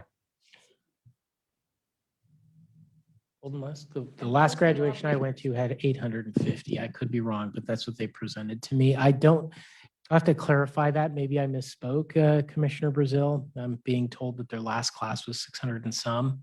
I don't believe it's going to be in the areas that we're interested in, so to speak, or that we're keying in on. Perhaps some on lifetime fitness, but I don't think they were doing traffic, vehicle pullovers, those topics that are missed. I don't think they were covering those with the extra hours. Okay, and I agree with Sheriff McMahon. EVOC's huge. No matter what we do, it's just smart for risk management. So you build a bridge class with EVOC in it and vehicle pullovers. It's just good practice to have anyway, regardless. Thank you. Any other comments? Commissioner Ramirez, I have a comment. Please. I just think that there's a lot of talent out there that we're missing, and different, entities are going to have different strengths in their officers or their investigators. And I'm wondering if maybe there's a way that when we set this up, there can be some way to maybe challenge some things based on their experience and time on the job. It's just, maybe a tier system. And I don't know if that's too much work, but maybe you have a DOJ guy that's, done a lot of traffic and things like that, that maybe he can possibly challenge, where maybe somebody who's an ABC guy that was more in the office would be at a different kind of tier for that. I don't know if that is something we could look at too. Yeah, this is Jim Grotke, the Bureau Chief in Basic Training. There's a number of items that are legislative mandates. That means Post does not have the authority to allow a test out version or not require them to do for any reason. So those items would have to be covered. You are not a peace officer in California if you don't have all the ledge mandates. And so that would be very difficult to try to do that with our authority. Okay, thank you. Just to stir the pot a little more, we could get a legislative change if necessary, but I agree we should start with what we have. Going to your initial request for for June. First of all, before I even go down that path, I think that whatever it is that is developed either for state, out-of-staters, or a bridge course should include the legislative mandates, all the minimum legislatively mandated training. I too am a fan of EVOC. I think we should do it. I think we should do it for out-of-staters, should have to go through a 40-hour EVOC course when we don't, or EVOC training, when we don't require them to have it. We don't know what they got in their state. Domestic violence training. California laws are different than domestic violence laws in Iowa. They should have some of the California-based training. I do agree that that should be upgraded. And in terms of EVOC, who doesn't like to drive in EVOC? I would sign up first to do that if I could again. I don't know if we will be ready in June. Obviously, we all like to operate quickly and with speed and be efficient. Frankly, I don't think we'll be ready to present to you proposals by then. I think we'll have some general ideas that we can discuss, but I don't think we'll be ready in June, to be honest. Okay, well, could you agendize an update for us, and just in case you're ready to vote? Yes, we could do that. Anything else? Anything else, commissioners? Okay, thank you. We are going to take our first 10-minute break now. It is 2:36. Let's get back at 2:46. Thank you.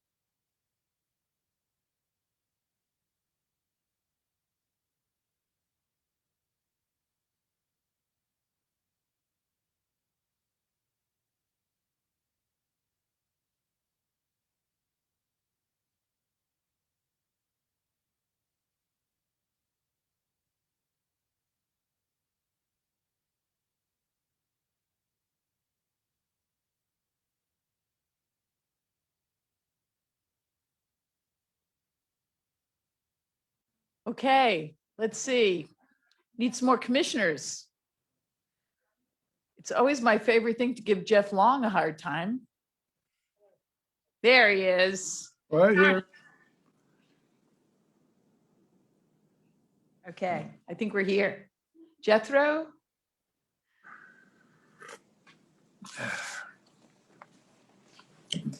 I just think we're for Jethro to come back.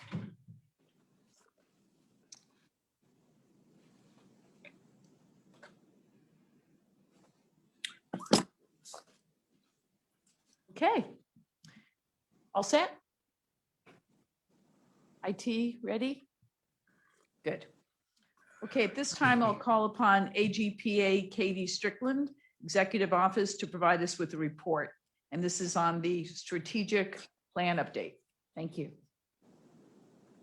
Good afternoon, Commissioners. This will be a brief update report on the progress of the 2020 strategic plan. In September of 2020, post staff representing each bureau formed a strategic plan team.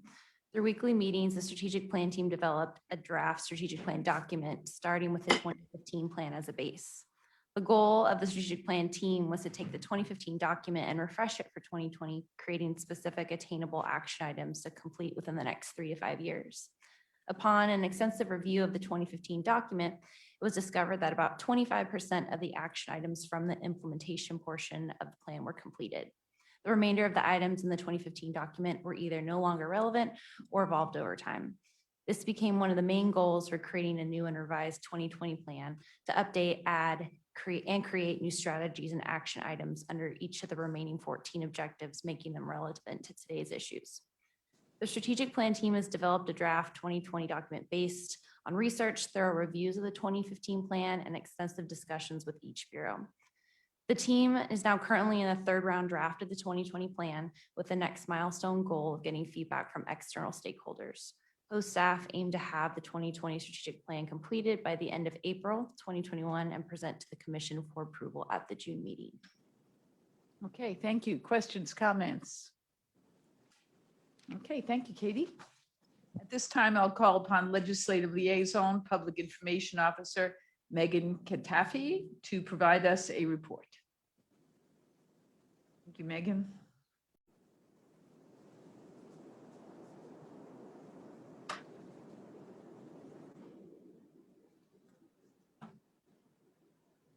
Good afternoon. Am I doing the legislative report or the RIPA report? RIPA report first? This is the ledge update, please. Or let's start with, wait a minute. That's after. First, we do the post-regulatory. Okay. Well, you get me twice anyways, so it's fine. This is on the Racial Identity Profiling Advisory. Okay. And after that is the ledge report. Yes.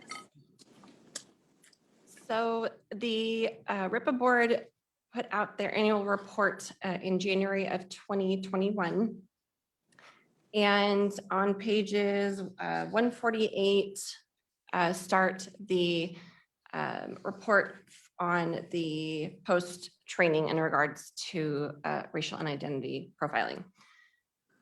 I'm going to briefly summarize what the report entailed as in regards to post. And then in that report, there were 9 recommendations made to post, and 2 of them require some discussion by the commission, as they would either require commission regulation or legislation. But first, just to talk about what the report summarized for post, the board acknowledged the work that post has done on the topic of bias and racial profiling. They discussed the work the subcommittee members did on courses, including our video courses. They requested a review of Learning Domain 3 on principal policing and Learning Domain 42 on cultural awareness and discrimination. And then the recommendations that they put forward for post to consider. The first recommendation is to use the data and analysis from the RIPA reports to examine the disparities between racial and identity groups and identify topic areas of concern for future course development. 2, use actual footage of law enforcement encounters in lieu of scripted scenarios. The third recommendation is to provide training tools and techniques that emphasize community member perspective during officer encounters. Number 4 was to provide courses on officer peer behavior accountability. Officers should be trained how and when to report incidents to their supervisor and be assured they will not be harassed, ridiculed, or retaliated against.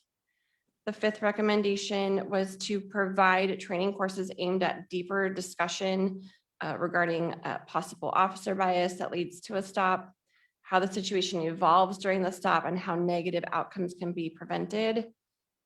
Community perceptions of consent and the behavior or event that turns consent into detention, parole and probation stops and searches, and verbal and nonverbal communication during a stop to prevent escalation.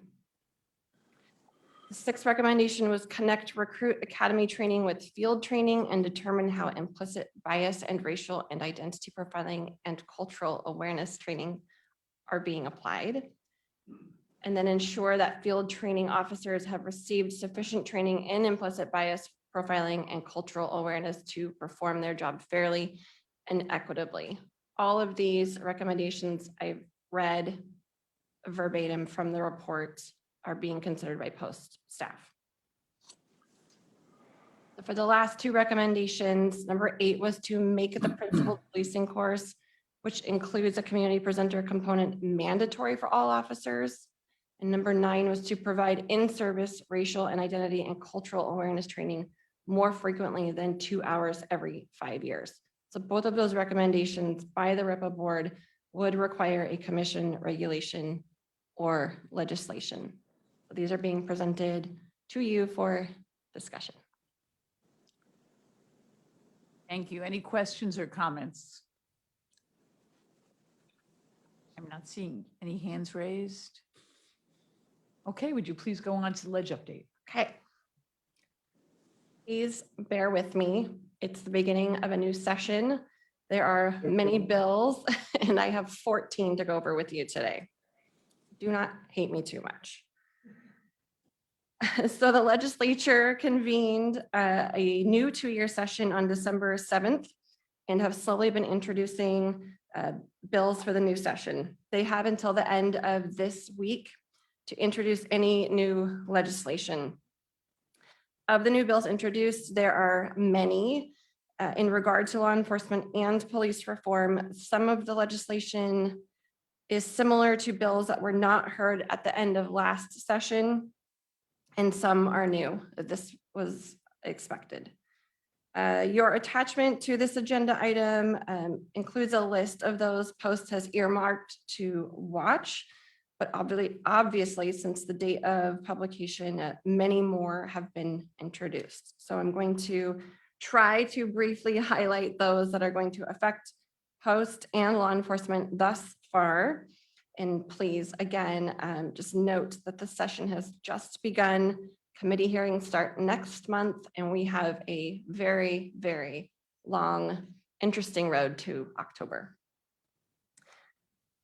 So the first 3 bills I'm going to discuss are on peace officer decertification.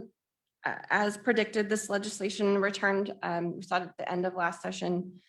There are currently 3 bills that address this concept.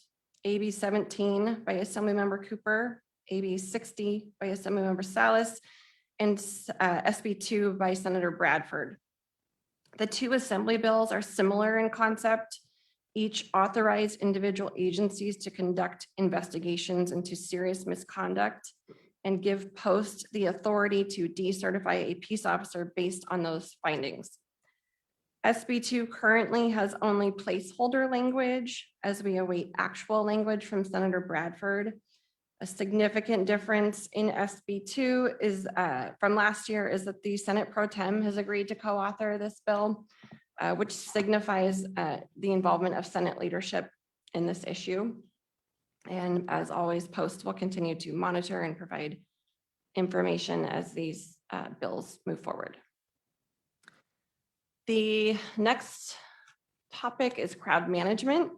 Also, as predicted, a couple of the bills that failed at the end of last session in regards to crowd management returned.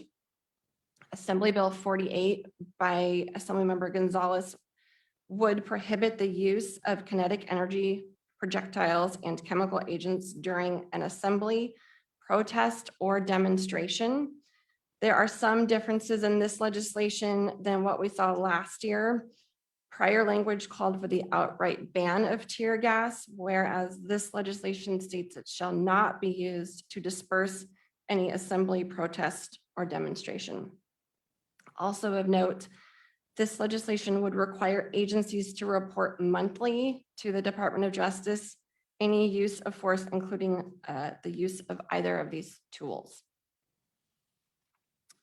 Senate Bill 98 by Senator McGuire would allow duly authorized representatives of any news service, online news service, newspaper or radio or television station or network access to any law enforcement command post at a demonstration, march, protest, or rally.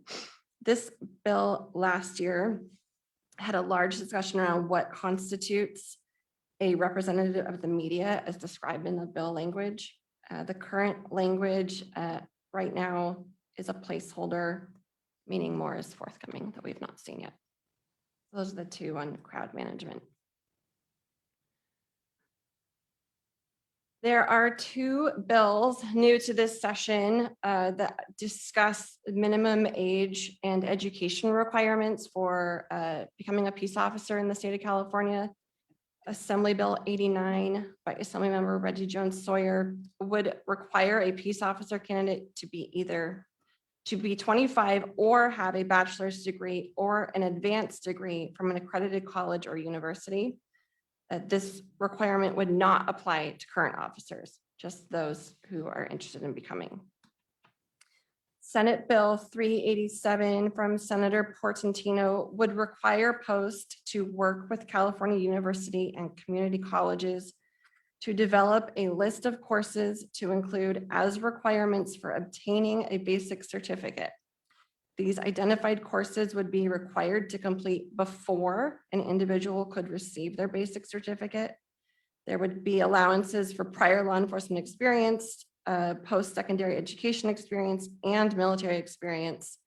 And this legislation also establishes a funding mechanism to provide financial support towards a higher education degree for individuals that commit to pursuing a law enforcement career. It also tasks Post with establishing a statewide recruitment team to actively recruit elementary and secondary school pupils to pursue careers in law enforcement. Is everyone still with me? The next topic with legislative items is use of force. AB 26 by Assemblymember Holden. This bill would require law enforcement policies to require an officer to intercede when present and observing another officer using excessive force.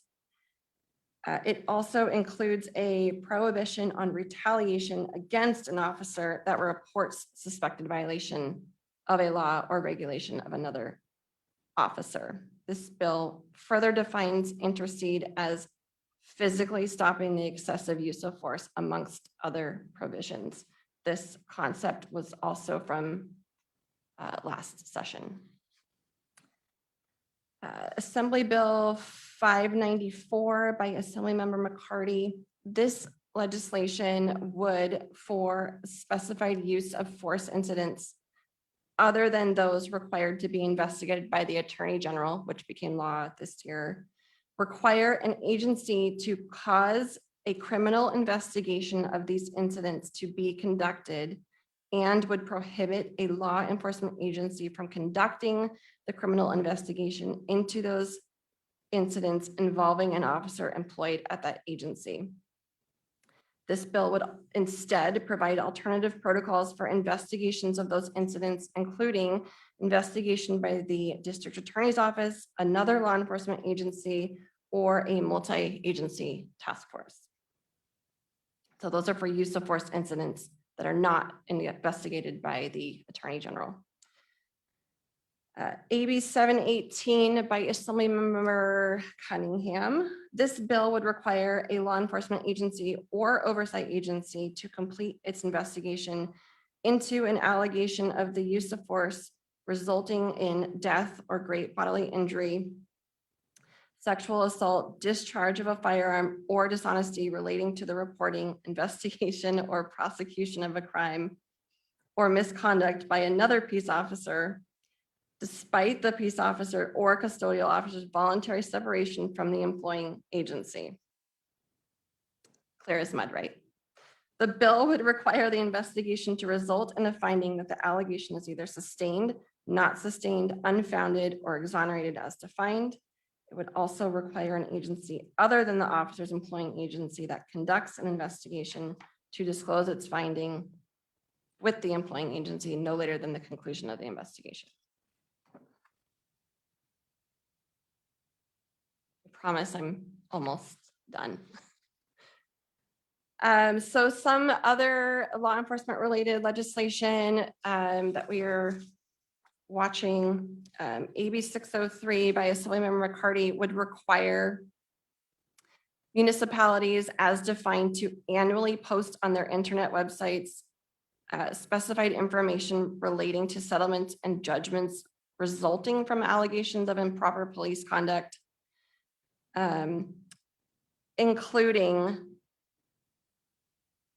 the amount paid, broken down by individual settlement and judgment, information on bonds used to finance use of force settlement and judgment payments, and premiums paid for insurance.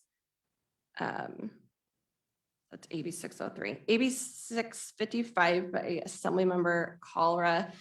This bill, which is titled the California Law Enforcement Accountability Reform Act, would require that background investigation to include an inquiry into whether a candidate for peace officer positions has engaged in membership in a hate group, participation in hate group activities, or public expressions of hate, as the bill identifies.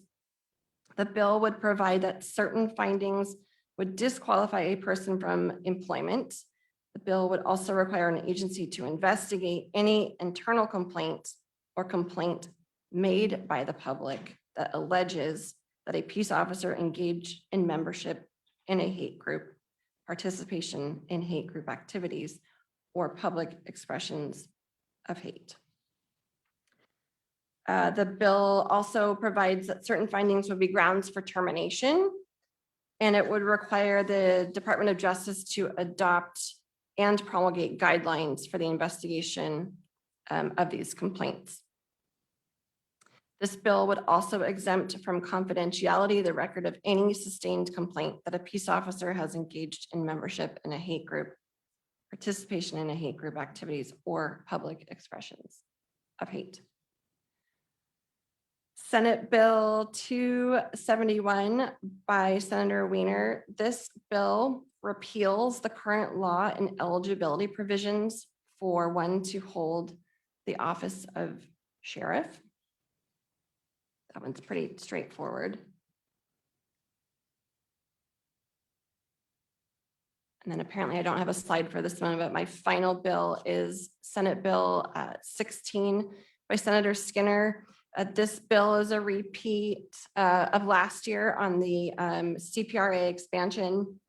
It would be commencing July 1st, 2022, and make every incident involving use of force to make a member of the public comply with an officer, force that is unreasonable or excessive force subject to disclosure, amongst many other pieces to expand.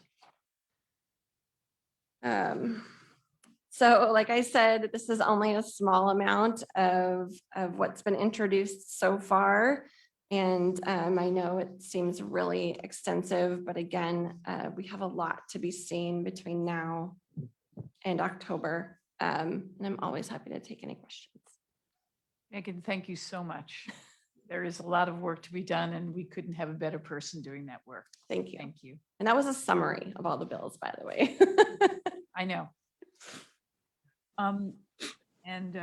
Manny, was there something you wanted to add before I move to Randy? I did. I wanted to Please. correct a couple of statements I've made. So in terms of the, going back, just as we finish consent, has been pointed out, the SIBC at Golden West, I made reference to it being 850 hours. I know that's what I presented during a graduation ceremony. Our records, which I know are accurate, reflect that the SIBC for the last number of courses, they're just under 700, I believe 683 hours, not the 850 that I presented. I also want to stand corrected in terms of where DOJ falls under the penal code. They're actually under 830.1B. I think I had made reference that they were under 830.4. That's it, ma'am. Thank you.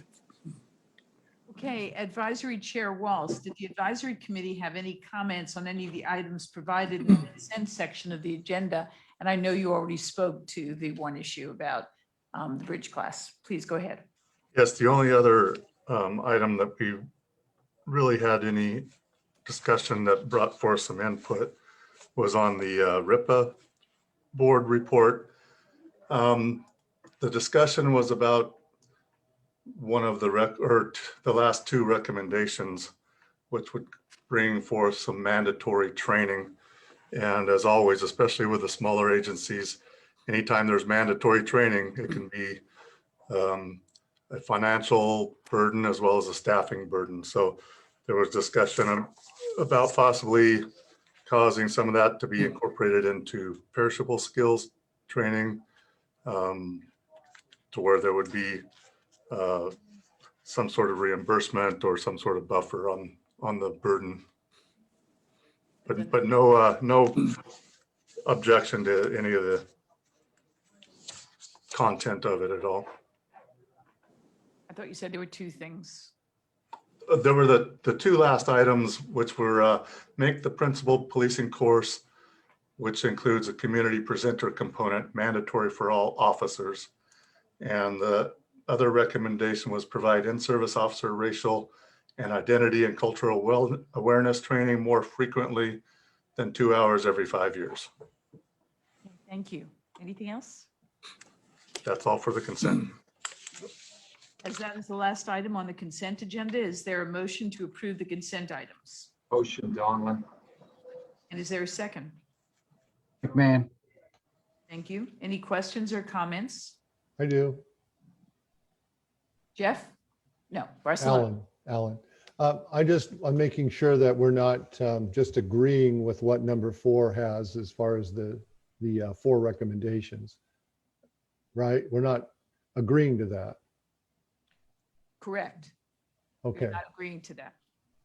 Those are the. Okay, because if I vote yes on consent, then that's in there. And it looks like I'm agreeing to those 4 things, which doesn't get us down the road. So I just want to make sure that we're moving down the road on the right path to get that. I understand what you're asking. I've asked Toby to respond. I would respond as a lawyer, but I'm just the chair. Okay. Yeah, I believe approval of the consent item, since those were just bullet points, and the consent item was merely seeking guidance from the commission. So I think it's pretty clear that it was just seeking guidance, and those were possible areas that the commission could look at in terms of giving guidance. So I don't think there's any implied condition if you approve yes on the consent calendar that you're agreeing to any or all of the specific bullet points. That was okay. Thank you. I thought pretty well of the commission. Thank you. That's what I would have said, but not as eloquently. Okay, anything else? All right, so now we've had questions, comments, and now roll call, please. Okay, Barcelona, Yes. Braun, Yes. Brazil. Brazil, Yes, not come through? Yes. Bowie, Yes. Donilon, Yes. Doyle, Yes. Dudley, Yes. Yule, Long, Yes. McMahon, Yes. Marsh, Moore, Yes. O'Rourke, Yes. Ramirez. Yes. You. Okay, thank you. Now, Finance Committee, Commissioner Long will now provide the Finance Committee report, please. Thank you, Madam Chair. I think we can do this without slides for the most part, but we will need the slide on whoever's preparing the slides on the fiscal year 21-22 contracts.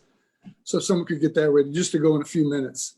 And I'll just give you a quick, we discussed the new budget, the proposed budget for 21-22. And in short, there's a few takeaway points, but they're all good.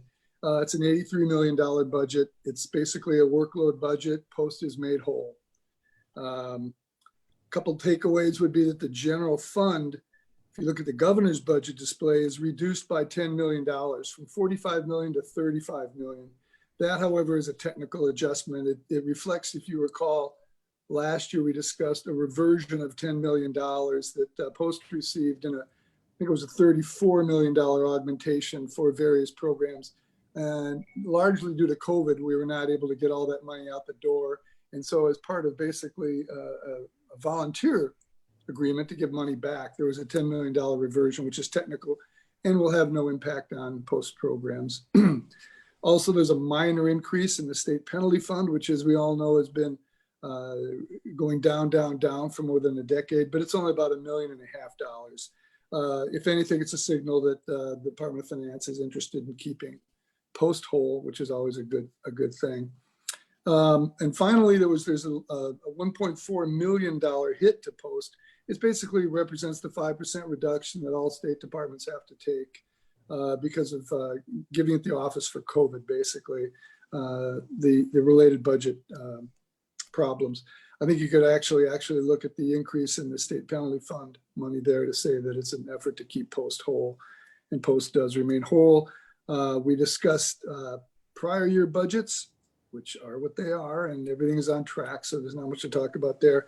And then of substance, I guess we need to vote on, Madam Chair, at some point. We have an advisory vote from the subcommittee supporting the proposed contracts for 21-22. Maybe we could, if we can get those up on the screen, because that would help. Yeah, if we could get to 21-22. These are prior year contracts we're looking at. If we could get about 2 slides later than this, one more time. Oh, back it up. There we go, 21-22. Manny, this is a little bit convoluted. We may have to talk about this just briefly. If you look at number 4, the executive development course, the Finance Committee voted to approve an amendment which gets it to this $359,000 figure. I'm used to looking at bigger budgets. And we'll need to take a vote on whether to approve a prior year an amendment that affects the prior year of $127,000, which gets it to the 359 that is before you now, that we'll have to vote on all of these contracts. The subcommittee, I believe everyone, well, let's see, Commissioners Bowie, I think Doyle, Brazil, and Ramirez were present. There were no questions or concerns expressed with these contracts. We discussed them briefly. We approved them as one item. So they're before you, before us as a commission for approval if the commission decides to go that route. And that would be the conclusion of the Finance Committee report.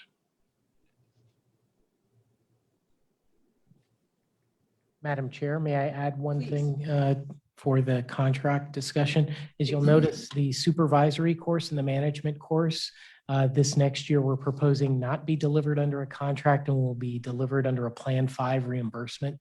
It'll be almost identical. We will get billed on an invoice by the presenter, and all the other costs will be the travel, the per diem, and all the other costs will be the same on the receiving end for the law enforcement agencies, but it will not be under a contract. Oh, and man, if I could add 3 things there, because if anyone happened to look at the earlier iteration of this slide, which was released to us a couple of weeks ago, there are a few things, 3 contracts, also additional contracts missing from this list. The 3 contracts will be brought up in June. There's no harm to any of the contracts or any of the programs. That would be the quality assessment program for $766,000, the state controller audit program for $250,000, and then I believe, Manny, it's a self-paced learning contracts, right, for $900,000. We'll be back up in front of us in June, just with additional information that wasn't available at the time. for the commission today. Correct, Commissioner Long. Yes. So the advisory committee, the finance committee recommended support for these 7 contracts. Thank you, Madam Chair. Thank you. Is there a motion to approve this report?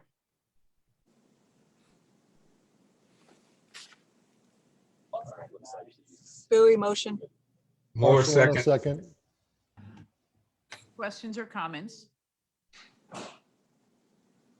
I just want to comment that Commissioner Long, you continue to do such a great job with this committee, with chairing it. So thank you so much. Thank you. Ms. Nunez, please do a roll call vote. Barcelona, Yes. Braun, Yes. Brazil, Yes. Bowie, Yes. Donilon, Yes. Doyle, Yes. Dudley, Yes. Buell, Long, Yes. McMahon, Yes. Marsh, Moore, Yes. O'Rourke, Yes. Ramirez. Yes. Thank you. Okay, this is always a little arduous. We're going to move on to the reoccurring contracts. We'll be reviewing and voting on the reoccurring contracts by bureau. Please take a moment to review all the contracts under consideration. If there is a contract up for approval, which could be considered a conflict of interest for you, please abstain from the contract by number. Ms. Nunez will call a roll call vote for each group. When your name is called and the item you have identified is in the group, please say something like abstain from item 3, but yes or no on all other contracts in the group. Are there any questions before we begin? Any? Interesting? No. Okay. Madam Chair, Yes, please. just one slight wrinkle on that, on the executive development course, because in order to get to the 359 that we're voting for here now, I guess we'd have to approve. Jeff, I'm missing some of your words. If there's a way you can lean into your mic a little more. I'm sorry. In order to approve the 359 for the number 4, the executive development course, I think we first, don't we have to approve the prior amendment that gets it to the 359, the 127? I don't know. Because the 359 that is before the commission right now assumes approval of $127,000 amendment. We're discussing it at the table. I think it's the lesser included scenario. I think it's, Now you're talking my language. yeah. This is for next year, Commissioner Long? Right. Well, what you're looking at is right for 21, 22, but the 359 figure, I assume, is based on accepting the $127,000 amendment that was, we spoke of this morning. You talked about it this morning, Manny. Okay. One moment, please. We're going to have Bureau Chief Mike Radford and Supervisor David Chang come up. They're the ones that wrote the contracts. They're more in tune with it. Please, Mike. Good afternoon. The amendment is for the 2021 contract in addition to the 2021. So we're coming to the commission to ask for the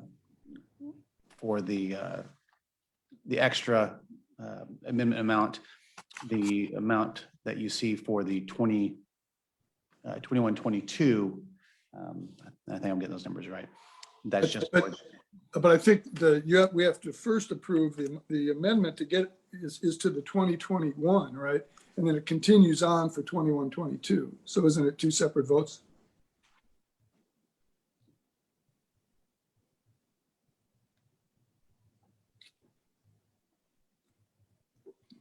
Yes, we're asking to amend this year's contract. So.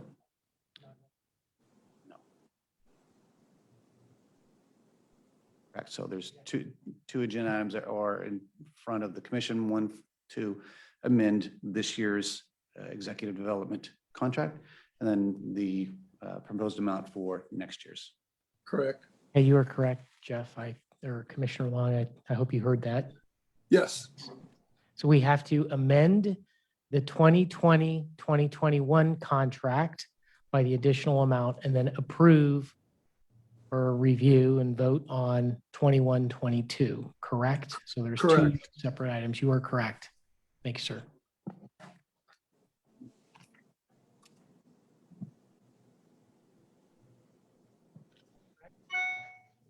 So we need a vote on the amendment for 2020, 2021, the current year we're in, to increase the contract amount, and then an initial vote for 21, 22.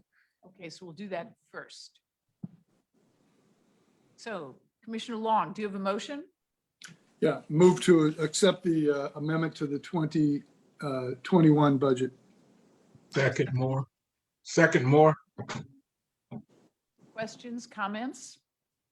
Roll call, please. Barcelona, Yes. Braun, Yes. Brazil, Yes. Dewey, Yes. Donaldin, Yes. Doyle, Yes. Dudley, Yes. Yule, Long, Yes. McMahon, Yes. Marsh, Moore, Yes. O'Rourke, Yes. Ramirez. Yes. Thank you.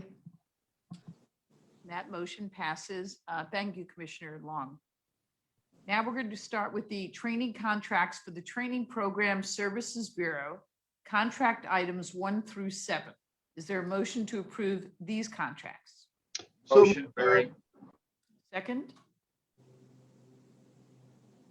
McMahon.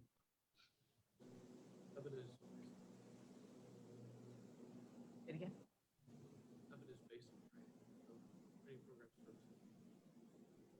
Okay. Okay, let's start that again.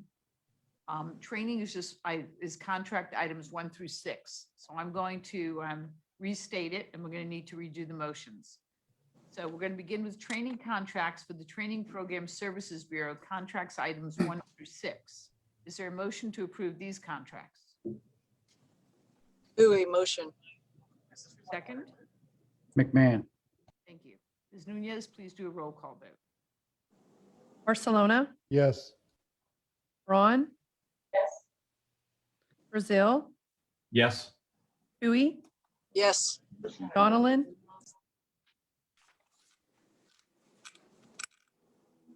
Donaldin, you're muted. Sorry, that's a yes. Thank you. Doyle, Yes. Dudley, Yes. Yule, Long, Yes. McMahon, Yes. Marsh, Moore, Yes. O'Rourke, Yes. Ramirez. Yes. Thank you. Just getting clarification on 7.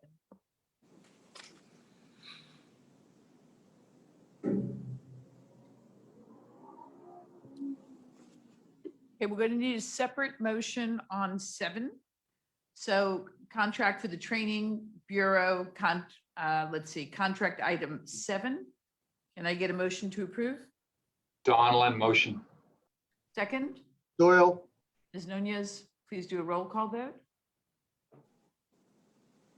Barcelona, Yes. Braun, Yes. Brazil, Yes. Dewey, Yes. Donaldin, Yes. Doyle, Yes. Dudley, Yule, Long, Yes. McMahon, Abstain. Marsh, Moore, Yes. O'Rourke, Yes. Ramirez. Yes. Thank you. Thank you. Next, we have contracts for the Training, Delivery, and Compliance Bureau, contract items 8. Is there a motion to approve this contract? Madam Chair, if I may, No. that's the one we're going to hold off and redo at the June commission meeting with a presentation on. Okay, we're holding off on 8. So now we will have contracts for the Basic Training Bureau, contract item 9. Is there a motion to approve this contract? Hold on this one too. We're also going to hold off on that one. And so why don't you tell me which one? And the next one. And the next one. Okay. We're done. We're done. Are we all done? We're done. That concludes the finance report and the reoccurring contracts. Now we'll move to the rest of the regular agenda. Basic Training Bureau, Item D is a report on the proposed changes to Commission Regulation 1071 and 1083, training standards for basic course presenter staff positions. At this time, I will call upon Staff Service Manager Cheryl Smith and Staff Service Manager Jennifer Hardsey, both of the Basic Training Bureau, to provide us a report on this item. Welcome. Good afternoon.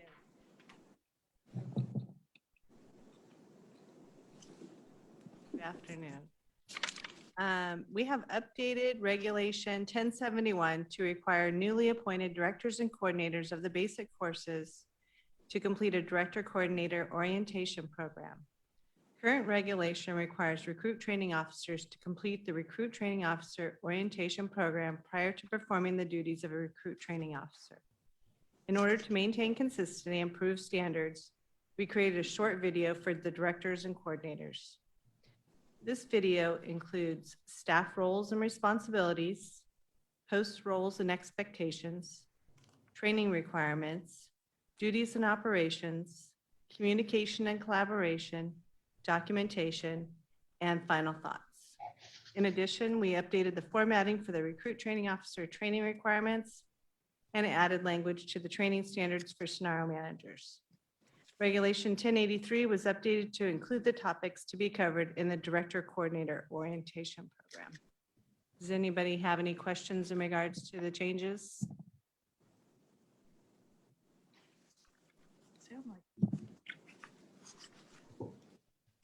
Okay, did the advisory committee have any comments on this item? The advisory committee supports the commission's approval of this item. Thank you. Is there a motion to approve the changes as described in the staff report?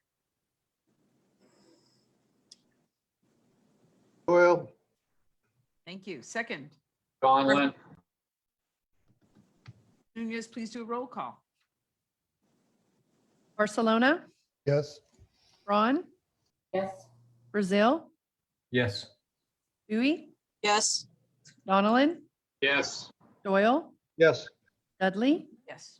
Yule, Long, Yes. McMahon, Yes. Marsh, Moore, Yes. O'Rourke, Yes. Ramirez. Yes. Thank you. Thank you. Item E is a report on the proposed changes to Commission Regulation 1005, Basic Course Waiver Form. At this time, I will call upon Law Enforcement Consultant Julie Gorwood, Basic Training Bureau, to provide us a report on this item. Thank you, Julie. Good afternoon, Madam Chair and members of the commission. The current basic course waiver form, post 2-267, is used for basic course waiver applicants who want to apply for the regular basic course waiver or the specialized investigators basic course waiver. Through communicating with SIBC applicants, I identified that there was information in the SIBC process that was not clearly identified on the current basic course waiver form, and it causes confusion for applicants applying for the SIBC waiver. Over the past several years, SIBC applicants were given an additional 2 separate documents to go in addition to this form. It's a self-assessment worksheet and a sample employment letter that are specific to SIBC applicants. It was discovered last year that these materials were not approved by the Office of Administrative Law.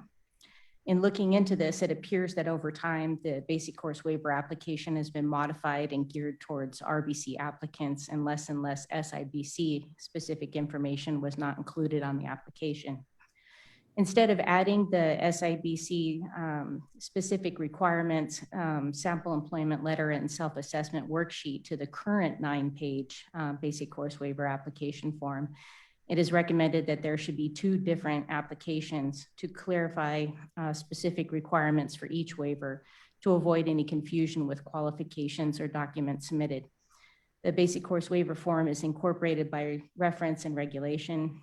Documents associated with the basic course waiver application are required to be reviewed and approved by the Office of Administrative Law.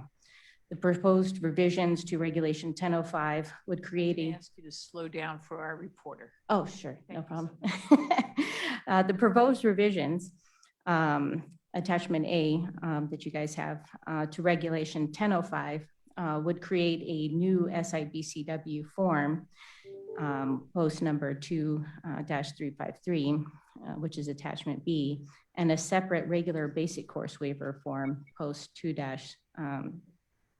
2-267, which is attachment C. Is there any questions that I can answer about this particular item? Thank you. Are there any questions? Did the advisory committee have any comments on this item? Nothing specific. We support the commission's approval of it. Thank you. Is there a motion to approve the changes as described in the staff report? McMahon, Is there a second?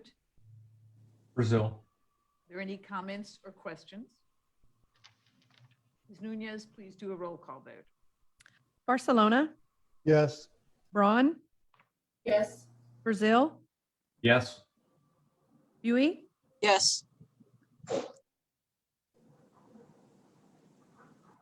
Yes. Donaldin, Yes. Doyle, Yes. Dudley, Yes. Yule, Long, Yes. McMahon, yes. Marsh, Moore, Yes. O'Rourke, Yes. Ramirez. Yes. Thank you. Thank you. Item F is a report on the proposed changes to amend commission regulations and commission procedures to remove post-administrative manual, PAM references. At this time, I'd call upon Associate Governmental Program Analyst Katie Strickland, Executive Office, and Staff Services Manager Jennifer Hartsey, Basic Training Bureau, to provide us a report on this item. Okay, Good dynamic afternoon. duo. Oh, good afternoon again. Post staff is looking to complete the final step in eliminating all post-administrative manual PAM references from all commission regulations and commission procedures. This has been an ongoing process with the Office of Administrative Law and dates back to 2017. PAM was removed from the post website back in 2017 following commission approval, as the PAM was not being maintained as often as it needed to be on the website, which resulted in a conflict of information. The solution was to modify the post website to link visitors directly to the California Code of Regulations, CCR/Westlaw webpage when looking for commission regulations. The Office of Administrative Law updates this website regularly. Since commission regulations and procedures are now directly linked to the post on the post website, and PAM is no longer used as a reference, the removal of the definition of PAM from Regulation 1001 is required by the Office of Administrative Law to complete the final step in removing all PAM references from commission regulations and procedures. If approved by the commission, post staff will clean up and eliminate all references to PAM in the commission regulations and procedures included in the attached proposed text in the agenda item. And I'll pass it on to my colleague, Jennifer. Good afternoon. In addition to removing the PAM references, we are also proposing removal of the Public Safety Dispatchers Basic Course from the certification requirements under Commission Regulation 1059. When we proposed moving basic course certification requirements from 1052F and moving them into Commission Regulation 1059, the dispatcher basic course was inadvertently included in that regulatory change. The dispatcher basic course is certified under Training Delivery and Compliance Bureau, not the Basic Training Bureau, and they are not subject to the same restrictions for online presentation of those courses. And for this reason, we are requesting the removal of that, the dispatcher basic course mentioned from Commission Regulation 1059 to maintain certification under the 1052 requirements. At this time, we will take any questions you have. Seeing none, did the advisory committee have any comments on this item? The advisory committee supports the approval of the item, and I'm looking forward to seeing that cleanup completed. Okay, thank you, Randy. Is there a motion? McMahon. Second, Donlin. thank you. Roll call, please. Barcelona, Yes. Braun, Yes. Brazil, Yes. Bowie, Yes. Donilin,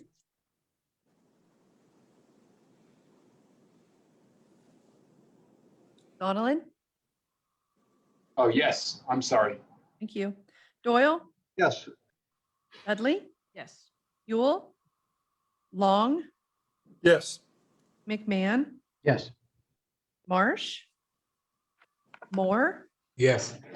O'Rourke, Yes. Ramirez. Yes. Thank you. Thank you, and that motion passes. Thanks. Let's see, now we're on item G's, report on the restructuring of the advisory committee. At this time, I would like to call upon Assistant Executive Director Scott Loggins to provide us with information on this item that has only been around for about 2 years. Maybe today's our lucky day.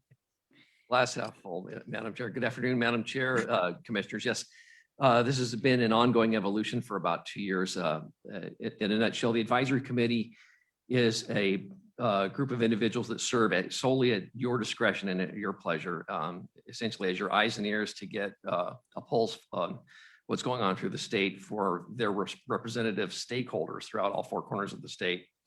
The latest iteration is before you in today's agenda item, and it consists of several components.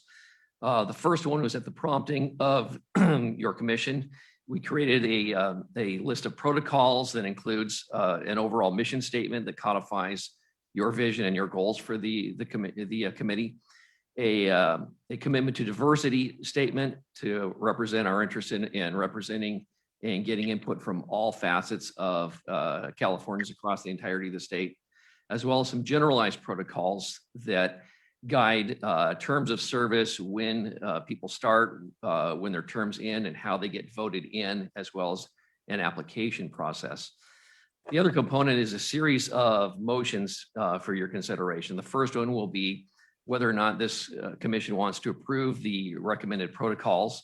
I will add that it is not codified in regulations, so it's written in the protocols that you will give us the discretion of staff to make minor non-substantive adjustments as necessary. So there's no need to go through the Office of Administrative Law on this. The second component will be a series of motions to accept the terms for those who are currently on the committee, but whose terms technically expired a year ago, and they are listed line by line. The only one exception to that is Mr. Arden Barron, who no longer is on the committee. He was promoted and therefore is no longer a part of his labor organization and can represent CALEA or CCLEA. And after that, there was a motion from two individuals who wanted to be participants in the committee. I will add this for your consideration. One of the individuals is ineligible now to be a public member because he's currently a peace officer. And the other individual, of course, is eligible as a public member. But I will leave it to this commission's discretion whether or not they would like to get a refreshed list, because these inquiries and requests for nomination are going on almost a year old. I have a question for Scott Allen. Please, Commissioner. Scott, the bottom guy, Eduardo Esquivel, is this the gentleman that came in and spoke to the commission over a year ago prior to COVID and mentioned that he had failed to get on to at least 2 or more departments because of failing the background? Yes, that is that individual, sir. Fine. Thank you very much. Madam Chair, before I finish up, the current composition represents the discussion your board had last session. So the composition as recommended by the discussions as of the last commission meeting include the major labor organizations, including CCLEA, which is a separate labor organization different than PORAC, but nevertheless represents line staff from a significant number of peace officers throughout the state of California. It also includes the major professional organizations as well as the CHP, because they represent approximately 10% of the peace officers throughout the state of California. It still maintains the academy directors, KG, which is an association of criminal justice instructors, and our newest representative, the chancellor's office. The variables that kind of changed during the last session is your commission recommended we keep a private presenter position to represent the perspective from those that are not from a governmental agency. Your commission recommended to expand the public safety dispatcher eligibility so it includes either a current dispatcher or one who is retired. The recommendation was to keep at least one contemporary law enforcement officer who is at the sergeant level or below. And the commission emphasized that they would like to keep a public member who is preferably not a peace officer or who has any ties or nexus to law enforcement. And Commissioner Dolan, did you have something to say about all this? Yes, Madam Chair, just in the interest of just moving this along, if you wouldn't mind, first, can I just mention that I appreciate Randy Waltz stepping into the breach at the last moment. And as such, I'd actually like to start with a motion that includes him because I think that's kind of the best way to go, and reappoint the folks that you have on the list, led by Randy Waltz, of course, Jamie Young, Elmo Banning, and Alex Bernard. Removed is now promoted CCLEA member Art Barron, I think it was, and that would be the first motion. Okay, is there a second? Second, Moore. Any questions, comments? Okay, roll call, please. Barcelona, Yes. Braun, Yes. Brazil, Yes. Bowie, Yes. Lili Bowie, Yes. Donaldin, Yes. Doyle, Yes. Dudley, Yes.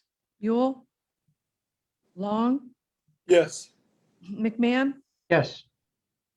Marsh, Moore, Yes. O'Rourke, Yeah. Ramirez.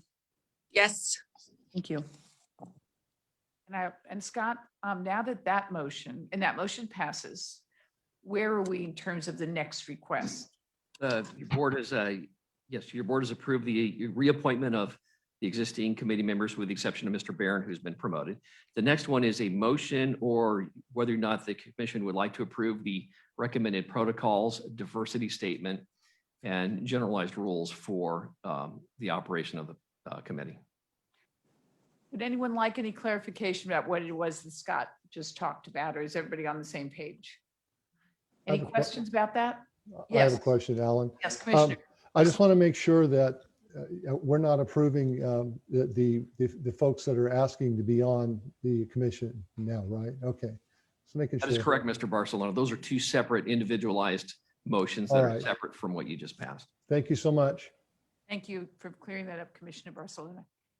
Any comments about the statement? I mean, it might be better, Scott, Read to it. read the statement to everybody, so we're all on the same page.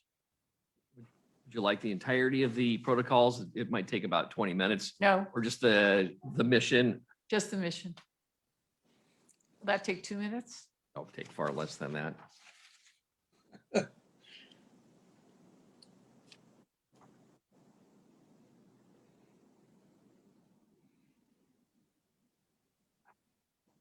Mission of the advisory committee is recommended as follows.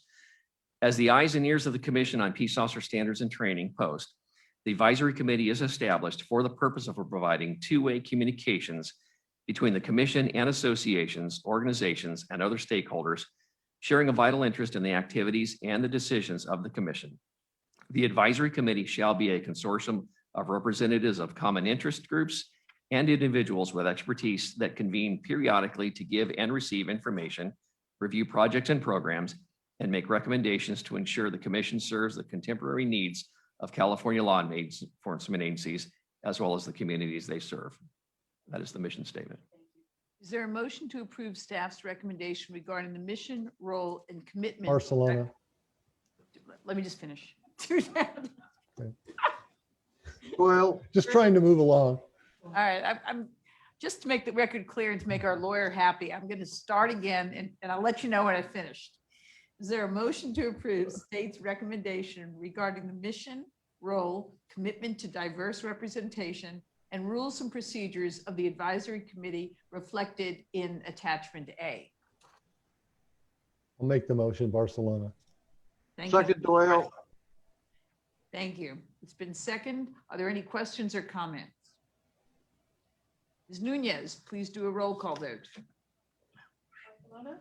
Yes. Thank you. Braun, Yes. Brazil, Yes.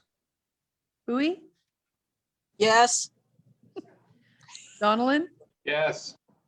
Doyle, Yes. Dudley, Yule, Long, Yes. McMahon, Yes. Marsh, Moore, Yes. O'Rourke, Yes.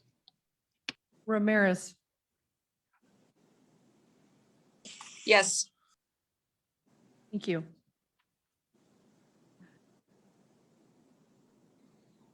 Because that motion passes because Commissioner Dolan was so clear in his statement and our vote. I'm just trying to figure out where we are now. Scott?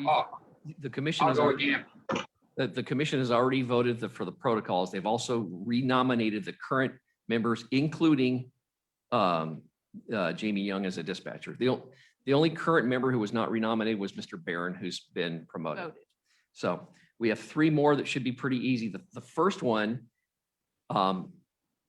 is a motion to appoint Esri Beauchamp to represent this California Highway Patrol, because the incumbent was promoted to deputy commissioner and no longer can serve. Okay. So I would ask the commission to entertain the motion for Assistant Chief Beauchamp from the CHP to So join. move, Doyle. Second? Second. Questions, comments, roll call? Sorry, I didn't get the second. There were about three of them speaking. Brazil. Thank you. Barcelona, Yes. Braun, Yes. Brazil, Yes. Bowie, Yes. Donaldin, Yes. Doyle, Yes. Dudley, Yes. Yule, Long, Yes. McMahon, Yes. Marsh, Moore, Yes. O'Rourke, Yes. Ramirez. Yes. Thank you. Okay, now I'm confused again.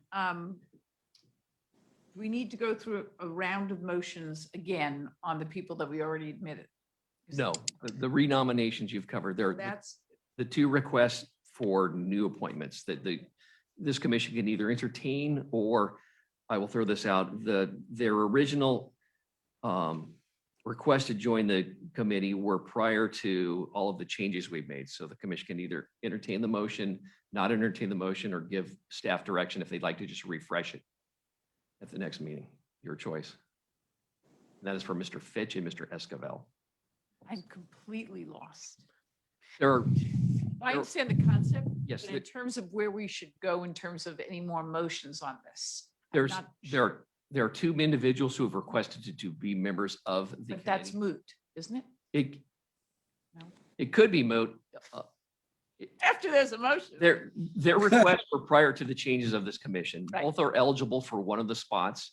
Okay. Having said that, if the commission would like to, I know in prior discussions, the commission has had discussions whether or not we should refresh the list and see if there's more interest in joining the committee, or if they want to vote on these particular individuals. Does anyone have a motion to make? Just to be heard, Madam Chair. Please. We've seen these two individuals over and over again at commission meetings. My suggestion is, given the fact that we have not heard a motion for either one in previous meetings, I think given the silence here, bar me talking, there is no motion for these two. So I would submit that we move on and hopefully have them struck from the next agenda for a lack of a motion in the previous 14 agendas. Is there a second? That wasn't a Barcelona. motion. That wasn't a motion. Oh, Sounded like a motion to me. anyway, I support Commissioner Donlin's Motion. suggestion. Okay, stand by. Is it moot? Yes, either a commissioner can make a motion to approve the appointment of one of the individuals who's been listed on the agenda, or if they don't, then I think we can move on. I think because no one has, it's now moot and we move on. I agree. Okay, thank you. I think the last thing you requested, Commissioner Dolan, we can't do, but that would be a suppression of speech, but we'll move on because the question is moot. All right. Hallelujah. now- Okay, stand by. Believe I you have. think we're now on 10:52. That's correct. We're done with Okay. advisory committee, Madam. Chair. Pardon me? We're done with advisory committee, Madam Chair. Okay. Item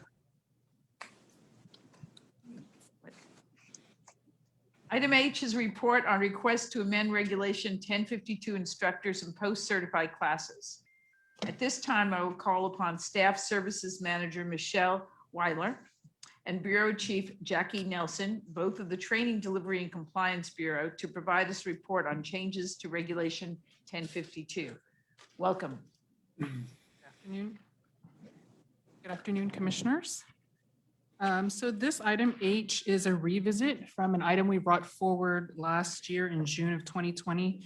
At the time, we were seeking to address some concerns about individuals who were facilitating or instructing in courses and then also wanting to simultaneously receive credits as a student for attending portions of the course that they did not teach. I believe it's Commissioner Brazil asked us to revisit this item and see if there is a way that we could allow for these individuals to receive post credits for the remainder of the course that they were not instructing. So we went back and did a little bit more research, took some key questions into consideration that were of concern before, which was ensuring that these instructors were truly qualified to teach the materials they were teaching, to recognize and ensure that we are not penalizing subject matter experts by prohibiting them from being eligible to teach or attending a different portion of the course, and that we were ensuring state funds were not being double billed, so we weren't paying the instructor and then also reimbursing the agency for them attending as students. And then making allowances for these individuals to be able to receive the partial credits with the stipulation that they still met that 10% rule so that they were not instructing for more than 10% of the course because then they wouldn't be able to receive credits for the remaining hours. So we are now proposing that we adopt specific language to identify instructor qualifications through successful completion of post-certified courses within a specified subject or successful completion of non-post-certified courses within a specified subject that meet the equivalency of core content based on a comparison or review of the requirements, or they have significant experience successfully practicing the skill or working within the subject matter. So an example would be a trained psychologist who doesn't not necessarily need to attend or has not necessarily attended post-certified courses. So for example, if they're teaching an officer wellness or a mental health course. We're also proposing to amend the regulation to include language to stipulate that instructors may not receive course credit for any module in which they are the instructor, but may be eligible to receive credit for any of the remaining modules of instruction in the course in which they are not, instruction in the course for which they are registered to attend but are not providing instruction so long as they meet that 10% minimum.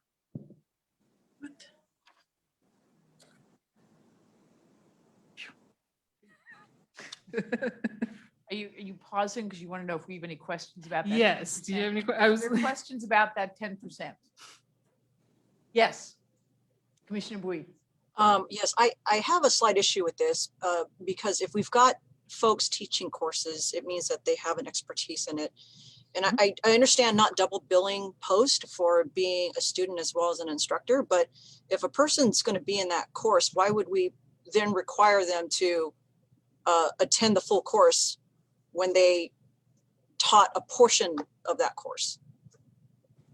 So they're not necessarily attending the full course. So for example, if we have a 40-hour course and they have subject matter expertise to teach in a portion of that course, so long as they are not teaching more than 4 hours of that course, they would remain eligible to receive credit for the remaining 36 hours of that course. So we might have a course that covers multiple subject areas or topic areas, and they're the subject matter expert in one particular area, but don't necessarily have expertise in the other remaining portions of the course, if that makes sense.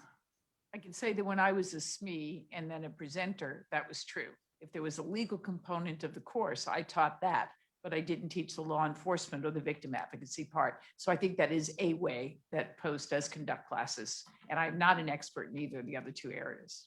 Right, and so that would be an exception where you could attend the remainder of the course and receive credit. Any other questions or comments about this? Commissioner Bowie, do you want to say more about that? No, that makes sense. Thank you for clarifying. Sure. Brazil, Commissioner Brazil, and then I think I also saw Commissioner Ramirez.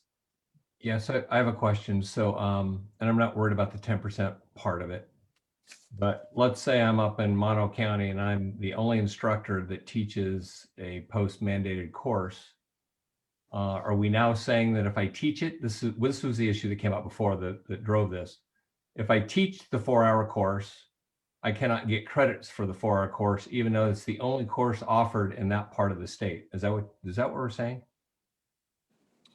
Yes, but I want to further clarify because you weren't specific about this, but there is an exemption for instructors of PSP courses, in case that's your concern. So if you currently are an instructor of PSP, you are not required to complete that particular PSP. That'd be EVOC.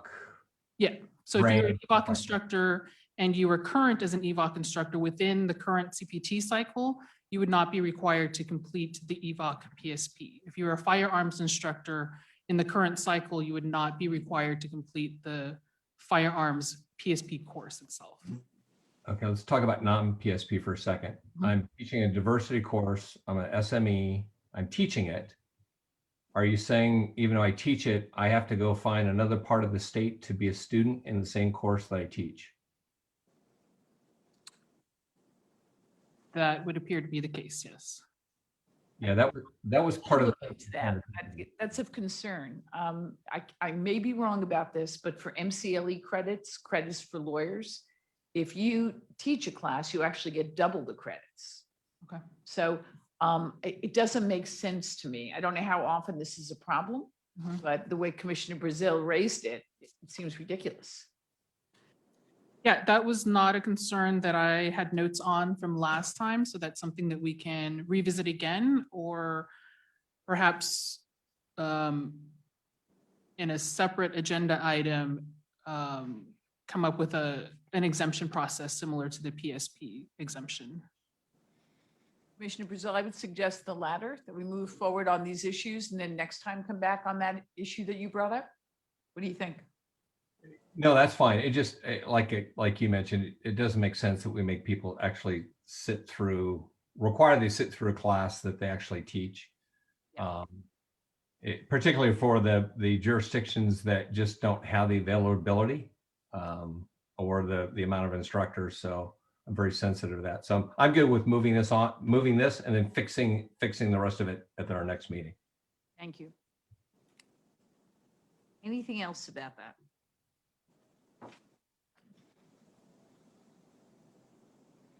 The advisory committee have any comments on this item? Nothing to add from this iteration. Thank you. Manny, Madam Chair, if I may, please.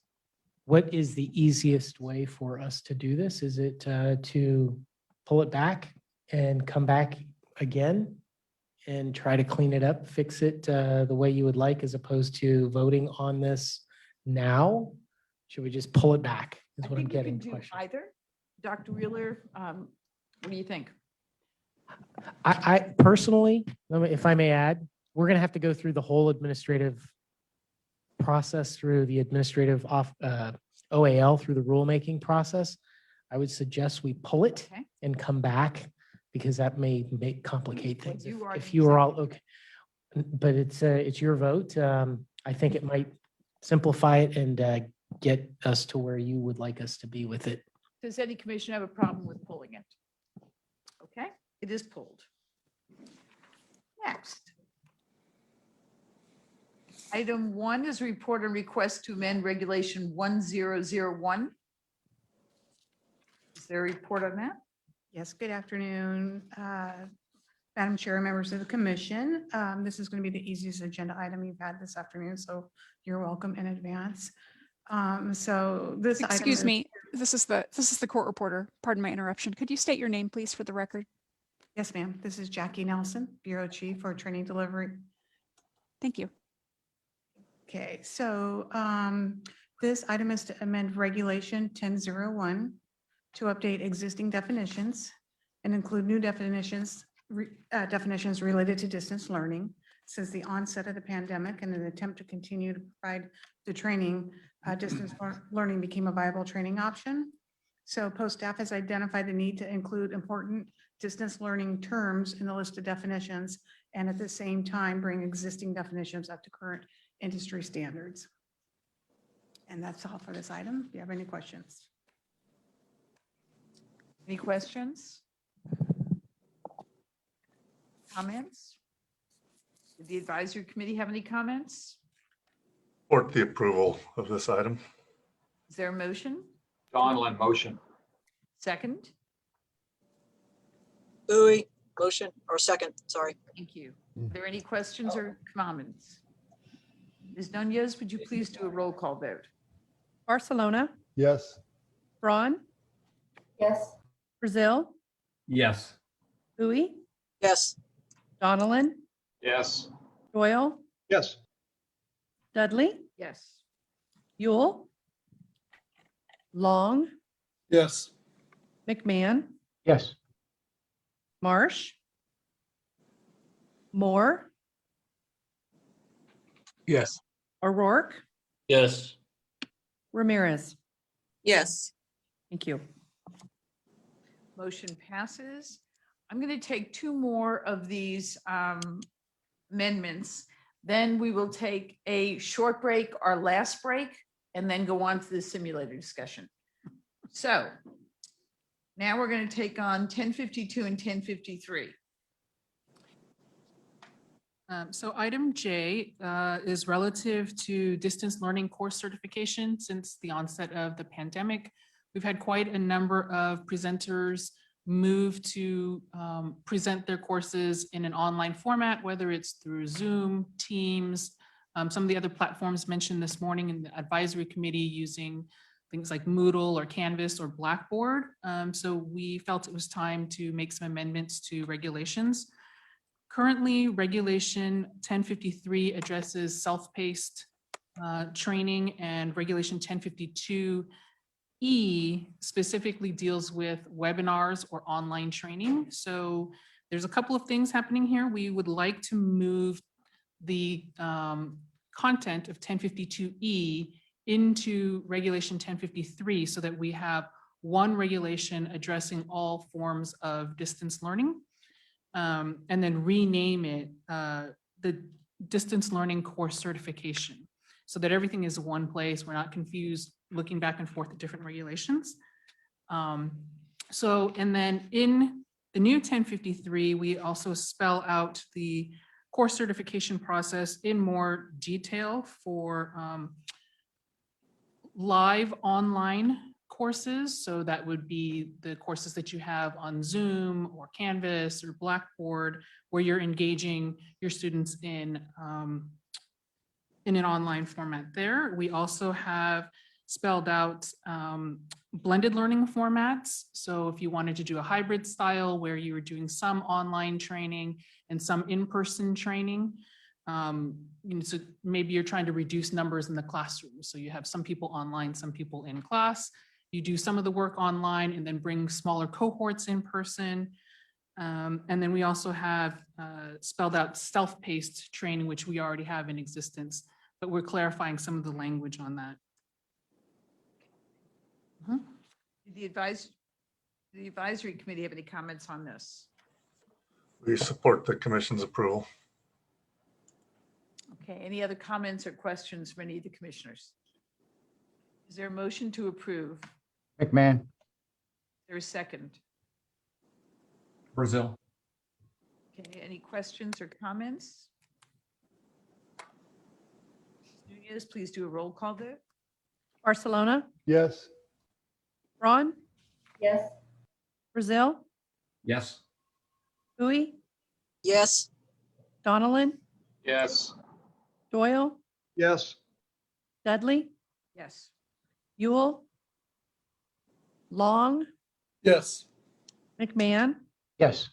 Marsh, Moore, Yes. O'Rourke, Yes. Ramirez. Yes. Thank you. And the motion passes. The last amendment would be to Regulation 1015. Yes, thank you, Madam Chair. Jackie Nelson for the record. This agenda item is to amend Regulation 1015. Could you slow down and speak closer to the mic, please? Yes, ma'am. Thank you. Okay, so this agenda item is to amend Regulation 1015 regarding presenter reimbursement training costs. And this will be specific to plans 5, 6, and 7. Currently, regulation specifies that presenters shall include in the actual course presentation costs when submitting for reimbursement. However, the instructions on our current presenter reimbursement request form do not explicitly state a need to include receipts. So this amendment would provide clarifying language to regulation and to the PRR form that receipts shall be included in support of actual presentation costs. The proposed amendment identifies which of the expenses eligible for reimbursement require receipts to be submitted. Additionally, the current PRR form instructs presenters to submit reimbursement requests by mail. During the pandemic, Post had to start accepting these forms electronically while working remotely, and we learned that this streamlined the process of the reimbursement requests. So this amendment would also change the submission instructions on the form to electronic. I'm happy to answer any questions. Thank you. Any questions? Did the advisory committee have any comments on this? We support the approval. Okay. Is there a motion to approve?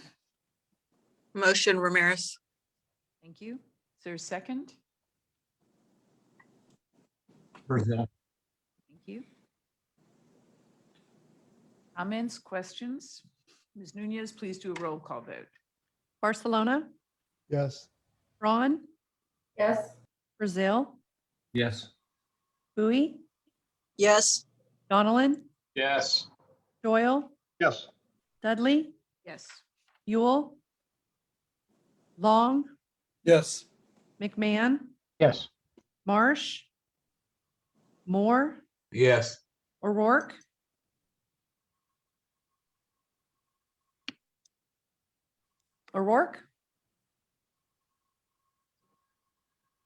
Yes. Thank you. Ramirez. Yes. Thank you.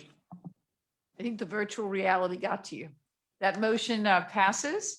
Okay, we're now going to take a 9-minute break. It's 4:11. We're going to start back up at 4:20, and then the meeting will end around 5 o'clock. I'll see you all in 9 minutes.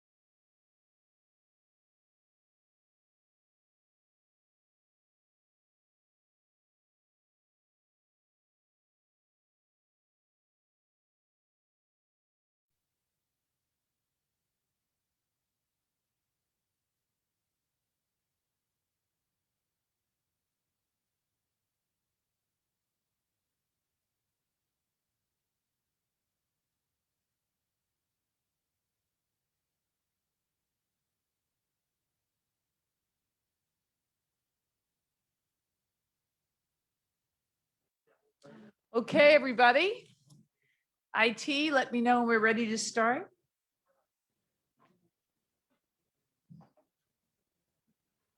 All set? Wonderful. Okay, we will reconvene. And let me start with Executive Director Alvarez. You have a comment, please? Yes, I just wanted to go back really quickly to item H, which is the instructors and post-certified courses, just for clarification on the issue with that and what we intend to bring back to you in June. So the reason this is on the agenda is current regulation does not allow for an instructor to receive credit if they are also participating as a student. So this was our attempt to try to give partial credit for those portions of the class that the instructor was actually sitting in as a student and not providing the instruction. Right now, it's just not permitted one way or the other. What we will bring back in June is a regulatory change that will allow for the instructor to receive full credit, including for the time that they're presenting as an instructor, just with simple prior post approval. That's a phone call to post saying, hey, can I get credit? I'm going to be teaching for 4 hours. I just want to get the full 40 hours of credit. So that's what we anticipate bringing back, if that seems more doable. But that was our attempt to clean up that regulation. Hey, Manny, quick question, if that's right. Yes, sir. Please. If they're instructing an entire course, not a segment of a course, how do we deal with it now? Right now, they get no credit. Okay, so it's a fix we need to make, whether they're partially instructing or whether they're the instructor for the full course. Correct. My understanding right now, by regulation, if it's a 40-hour course and they teach 1 hour of it or 4 hours of it, in theory, they're not supposed to be getting any credit. So this will fix that. Okay, and we're not talking about credit for every time they teach. We're just talking about the credit they need to fulfill their obligation for whatever requirement is for post. Correct. I have a question. Please. Manny, I thought we took care of this like over a year ago. I thought that if you were a student and also a teacher, like EVOC especially, that you were getting credit. I thought we fixed that a while back. What did we change? It is fixed in that regard for perishable skills. Instructors do not require, they are not required to receive training under perishable skills if they are presenting as an instructor. However, this would be an example. Pursuit driving is a ledge mandate. You have to do that every year. If some department decides that they are going to do classroom-based pursuit driving training, that instructor is not going to get credit for it. And in theory is going to, as Commissioner Brazil pointed out, is now going to have to go find some other pursuit driving course in order to get credit for taking pursuit driving, because that is not a perishable skill, if that makes any sense. So there are some courses out there that we do not mandate, that the ledge mandates or the legislature mandates, or that they may want to get credit for, that do not fall under that criteria where they're exempt. They are exempt under perishable skills. Okay. Well, I've got one more thing I want to throw in there, and I don't know, I was going to save it to the end, but it kind of falls in this stuff. So what about the implicit bias, or what is the one that the other class that just recently racial profiling maybe is what is mandated for training. What about the people that attend SLI and then they have to go to this course when they just got an SLI and they were actually at the Museum of Tolerance? Is there a way to give them credit for that?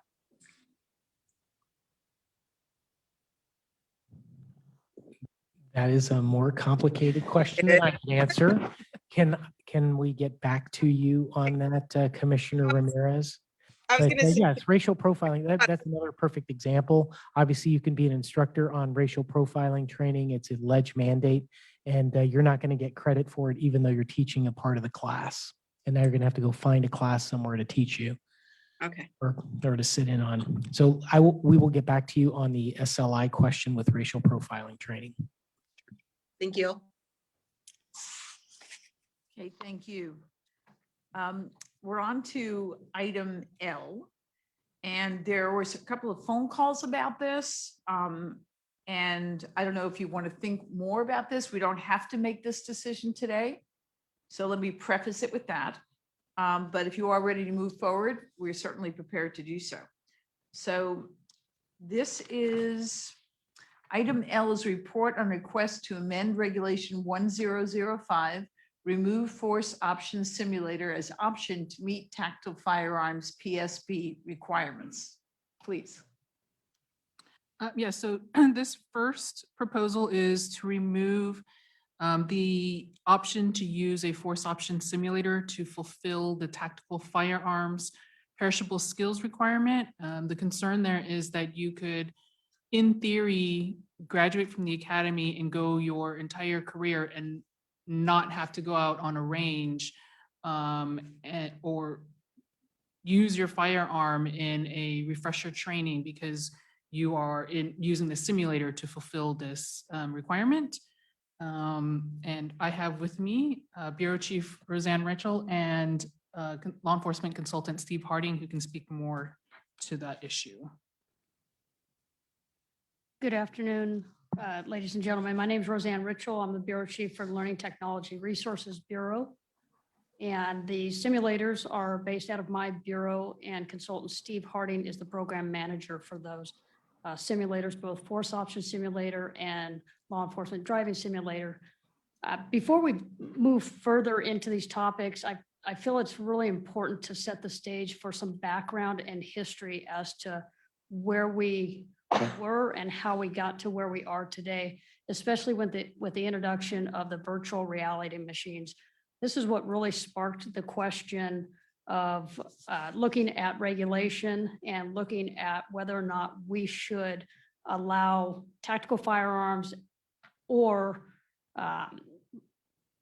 simulators to be utilized for perishable skills in firearms and both in law enforcement driving simulators. I'll start with the force option simulator, but again, this is all going to blend together. So please bear with me.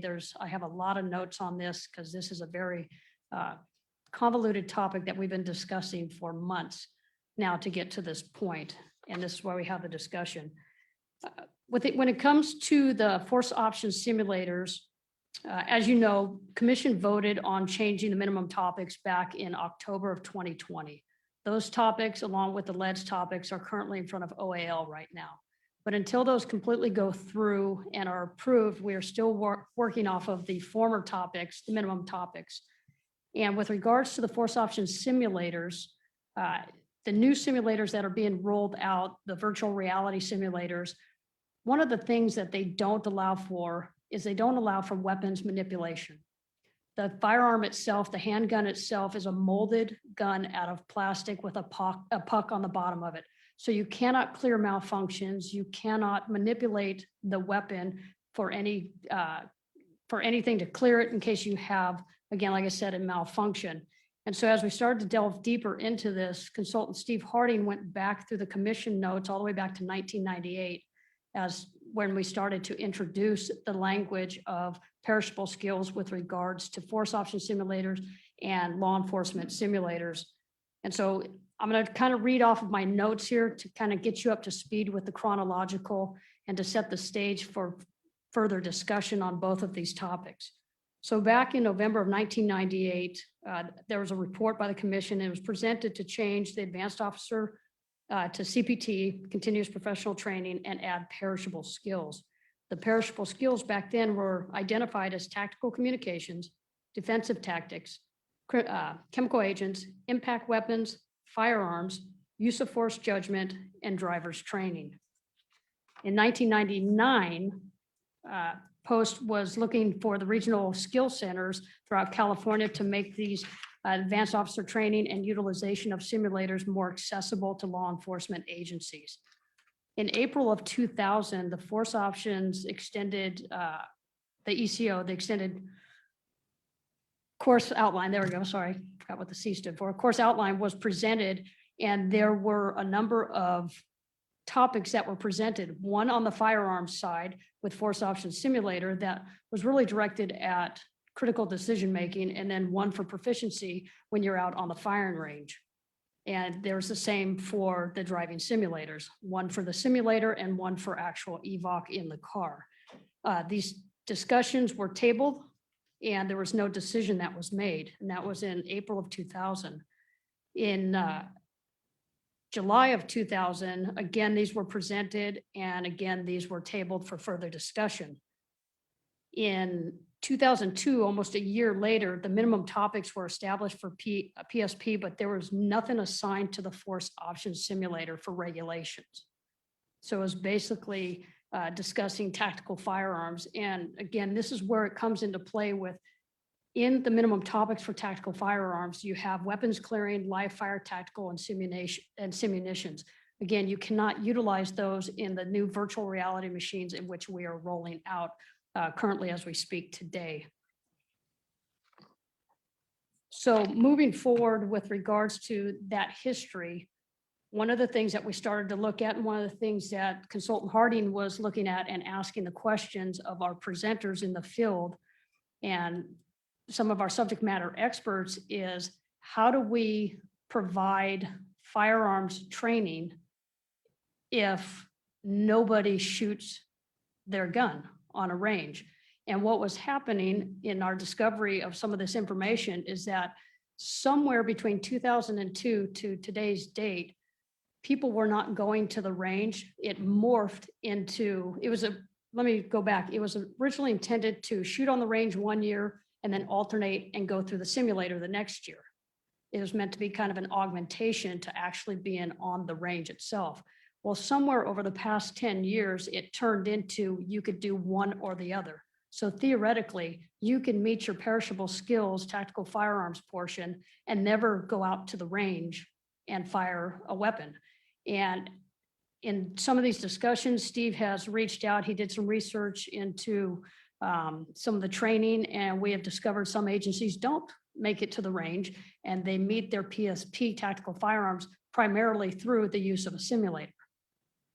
And so when we were discussing whether or not we need to remove this item from the simulator or from tactical firearms, we felt that it was prudent to have officers go out and fire their weapon at the range to meet PSP and not meet PSP through the use of a simulator. And I can defer to Steve for a moment, just with some of his discussions that he's had with regards to this topic with other agencies. So if you want to speak to.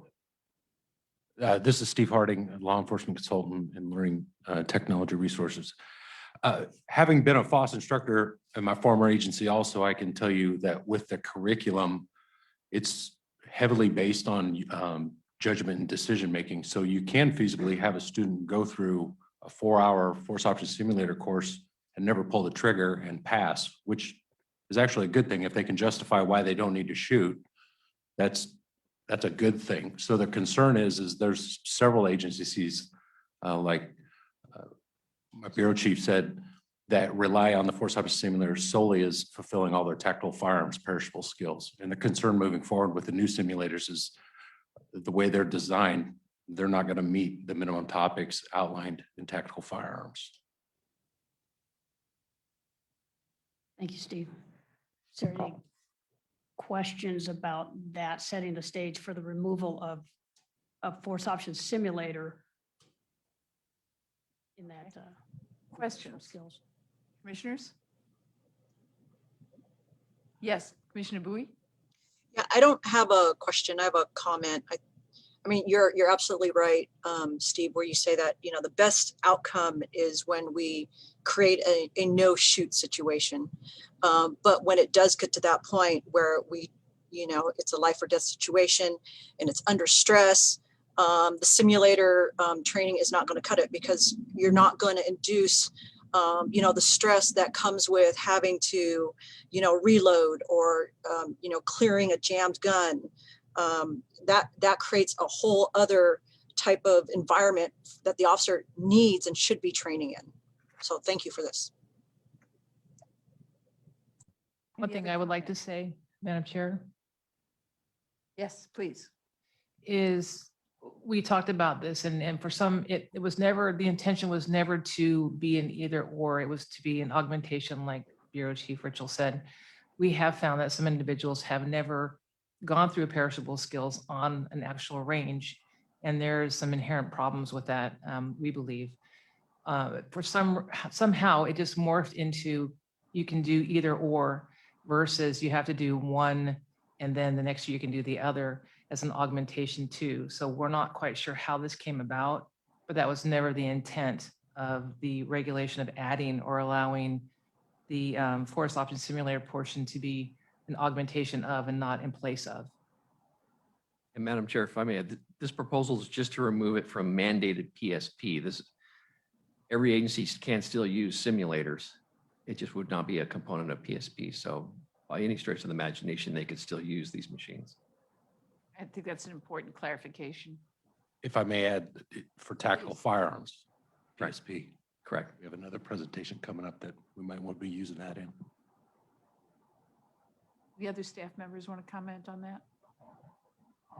I just wanted to, I think you were going to ask me, Madam Chair, about, what AD, Assistant Executive Director Logan stated was, you can still utilize the simulator for training. And we still, another piece to the simulators is when we were beginning to roll out the force option simulators, we reached out to the presenters that are currently utilizing the old equipment and receiving the new equipment. So the old static kind of shoot, don't shoot simulators, some agencies are still opting to keep those because they use them.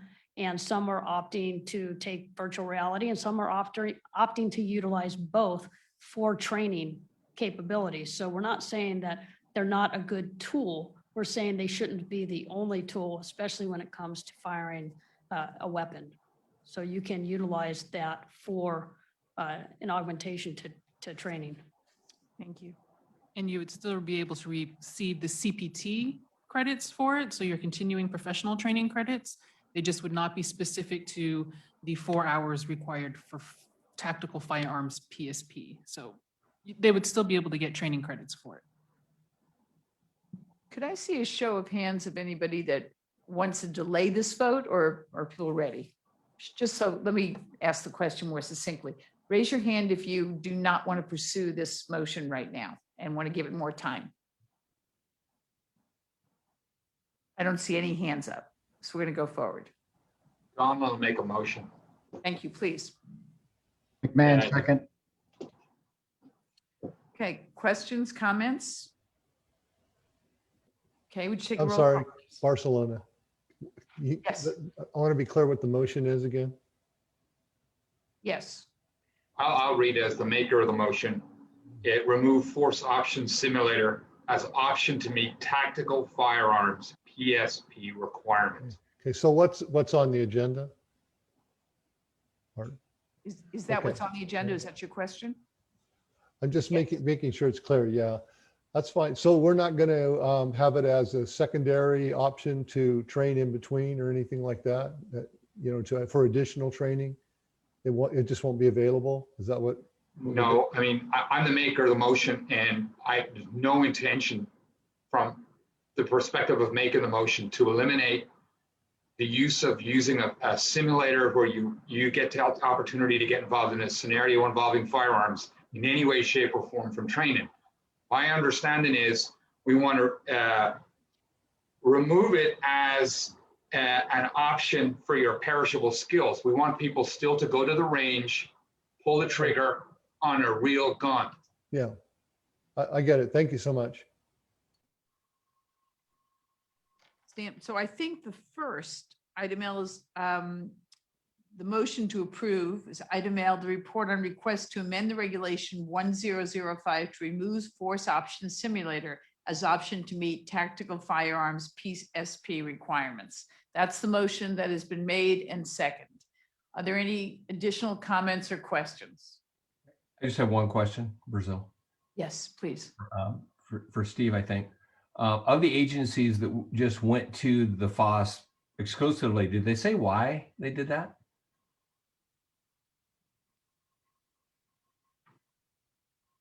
No, I didn't. I think some of it is availability to arrange, and I think a lot of it is because we offer a back-to-back leads FOSS class that you can knock out in 8 hours. So I think a lot of agencies just take advantage of that because they can kill two birds in 8 hours when it comes to using the simulators. Because a lot of our presenters who we have contracts with will offer a 4-hour FOSS class and a 4-hour leads class.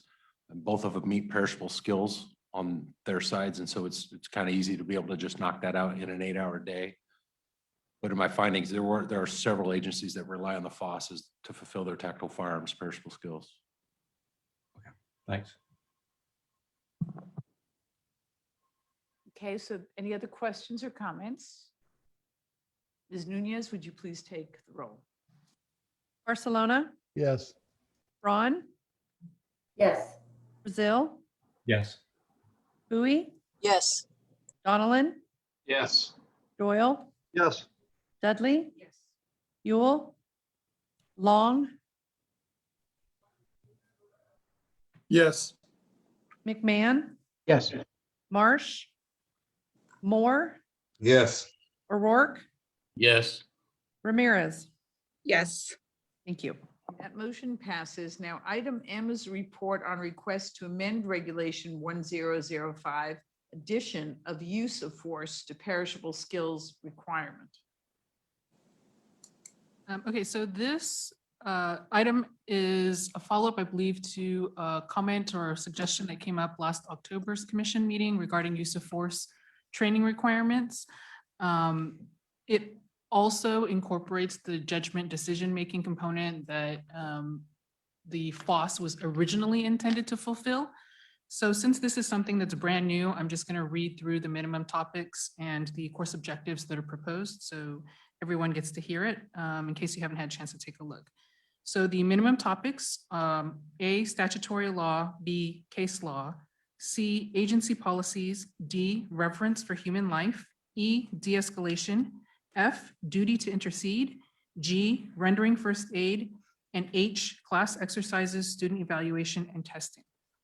The proposed course objectives, the student will 1, demonstrate knowledge of use of force laws, 2, demonstrate knowledge of individual agencies' use of force policies, 3, demonstrate an understanding of force options decision-making with every technique and exercise to include A, reverence for human life, B, de-escalation and verbal commands, C, rendering first aid, and D, legal duty to intercede and report excessive force to a superior officer. Yes. Ma'am, if I may, Madam Commissioner. So this is an entirely new PSP requirement that we are proposing. This would up the PSP hours from 14 hours to 18 hours. This is completely new and would require essentially legal instruction, as my colleague Michelle just pointed out, on case law, on the penal code, and on the government code. As we all know, there's been significant changes to use of force and the use of force standard in California, as well as the government code has been changed pursuant to SB 230 as to what's in policy and what's permissible to have and not have in policy. So this would require 4 hours of use of force training, as Michelle outlined, every 2 years, presumably in a classroom environment. It would be completely new. I think it's an additional mandate. Obviously, the mandate is a heavy lift, but at the same time, we feel that we're doing a service to the community by making sure that everybody is compliant and understands the law. And we're also doing, I believe, a service to the law enforcement agencies by ensuring that their personnel are up to speed with the current law. And I also wanted to clarify that while we're adding 4 hours of PSP requirement to make it now 18 hours, it does not add to the current 24-hour total requirement for continuing professional training. So now instead of 14 of the 24 hours being required for PSP, it's going to be 18 of the 24 hours, but we're not making it 28 hours now. So it's not adding additional hours to the 24, just to the PSP. Any questions? Question, Donilon. Implementation date. It would be immediate as soon as we get this through the rulemaking process. So it would be sometime in the middle of this cycle, possibly mid to late summer. Yeah, Commissioner Donellan, if I may also to piggyback on what my colleague Michelle just mentioned, this was a definite topic of discussion for us. Do we make it effective the next CPT cycle, which would effectively be almost 2 years away? We think if it's approved by the commission, we then obviously have to create a template for the training courses, which would be very, very quick and easy. And if you approve it today, obviously we could bring it back in June. We anticipate it would probably be 3 to 4 months before we get the Office of Administrative Law to review and presumably approve it. So that would still give 18 months for the CPT cycle to receive those 4 hours of training, which we thought would be sufficient. And that's why we just said immediate. My issue, I appreciate that clarification. My issue is just with COVID and everything. And training cycles are upside down, and we're trying to get everyone back on the regular CPT. And you hear the staggering reduction in the number of training hours that Post has, not through any fault of our agencies or anyone here, but just because it's so challenging at the moment. And I think you absolutely addressed it there for me. Thank you. Thank you, Commissioner. Any other comments or questions? Did the advisory committee have any comments on this item, Randy? No members of the advisory committee objected to recommending the commission approval. Thank you. Is there a motion to approve? Chris Moore. Is there a second? Brazil. Are there any questions or comments? Ms. Nunez, please do a roll call vote. Barcelona, Yes. Braun, Yes. Brazil, Yes. Bowie, Yes. Donellan, Yes. Doyle, Yes. Dudley, Yes. Yule, Long, Yes. McMahon, Yes. Marsh, Moore, Yes. O'Rourke, Yes. Ramirez. Yes. Thank you. That motion carries. The last part. Item N is a no, is a report on request to amend Regulation 1005, remove law enforcement driving simulator as option to meet driving training awareness PSP requirement. Thank you, Madam Commissioner. Again, with regards to law enforcement driving simulators, same historical perspective that I articulated earlier with regards to proposed minimum topics and where we find ourselves today. However, there's a few more caveats with regards to this. When we were rolling out the force option simulators, simultaneously, we were getting calls and emails from presenters about what we were going to do with the LEDs machines. We are receiving reports from our presenters that the machines were outdated. I can read them off, but I think it's been a long day. Minimally, I have about 20 reasons why they should be removed with regards to hardware technology, inability to function, malfunctions, and warranties not being able to maintain the fixes regarding that. So we started to look into that simultaneously while we were looking at the force option simulators. And some of the things we discovered with regards to the LEDs machines is that it's kind of a love-hate relationship we discovered between the presenters. Some of them love them and some of them hate them. And so back in probably about 2 years ago, we had our warranty extended on an annual basis to the cost of about $346,000 a year to maintain the warranty for the LEDs machines. And what we're finding is that even though I would have a LEDs machine break today, I would call the warranty company, they would come out and fix it. A couple of our presenters said the fix is no longer maintained or stood the test of time. The equipment was just outdated, overused, falling apart, both hardware and software. So we opted not to continue this last year to warranty the equipment, but we offered to each entity that maintained the equipment that if they so desired, we would work with them to keep the LEDs machines if they wanted to utilize them. Right now, I have another consultant working full-time on that project just to either remove or keep the leads equipment along with the FOS equipment, but this is specific discussion to the leads equipment. And we're finding that a lot of entities are returning the equipment or they don't want to use it anymore. They're no longer using it. Right now, we just started this process last year. There's been a lot of discussion on how we remove this. It's state property. We have to go through e-waste and recycle and all of those other components to this. And I bring that up because there's a lot of things that are going on with the leads machines. Few things are, not only is the equipment from what we're getting back from the field outdated, but there's also a cost prohibition to maintaining this.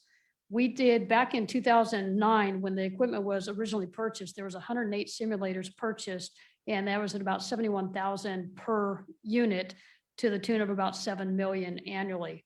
In 2016, we looked into a replacement cycle, and the elevation in cost raised for a 5-year warranty attached to those 108 lead simulators was 137.5 per unit, which then brought it up to 14 million.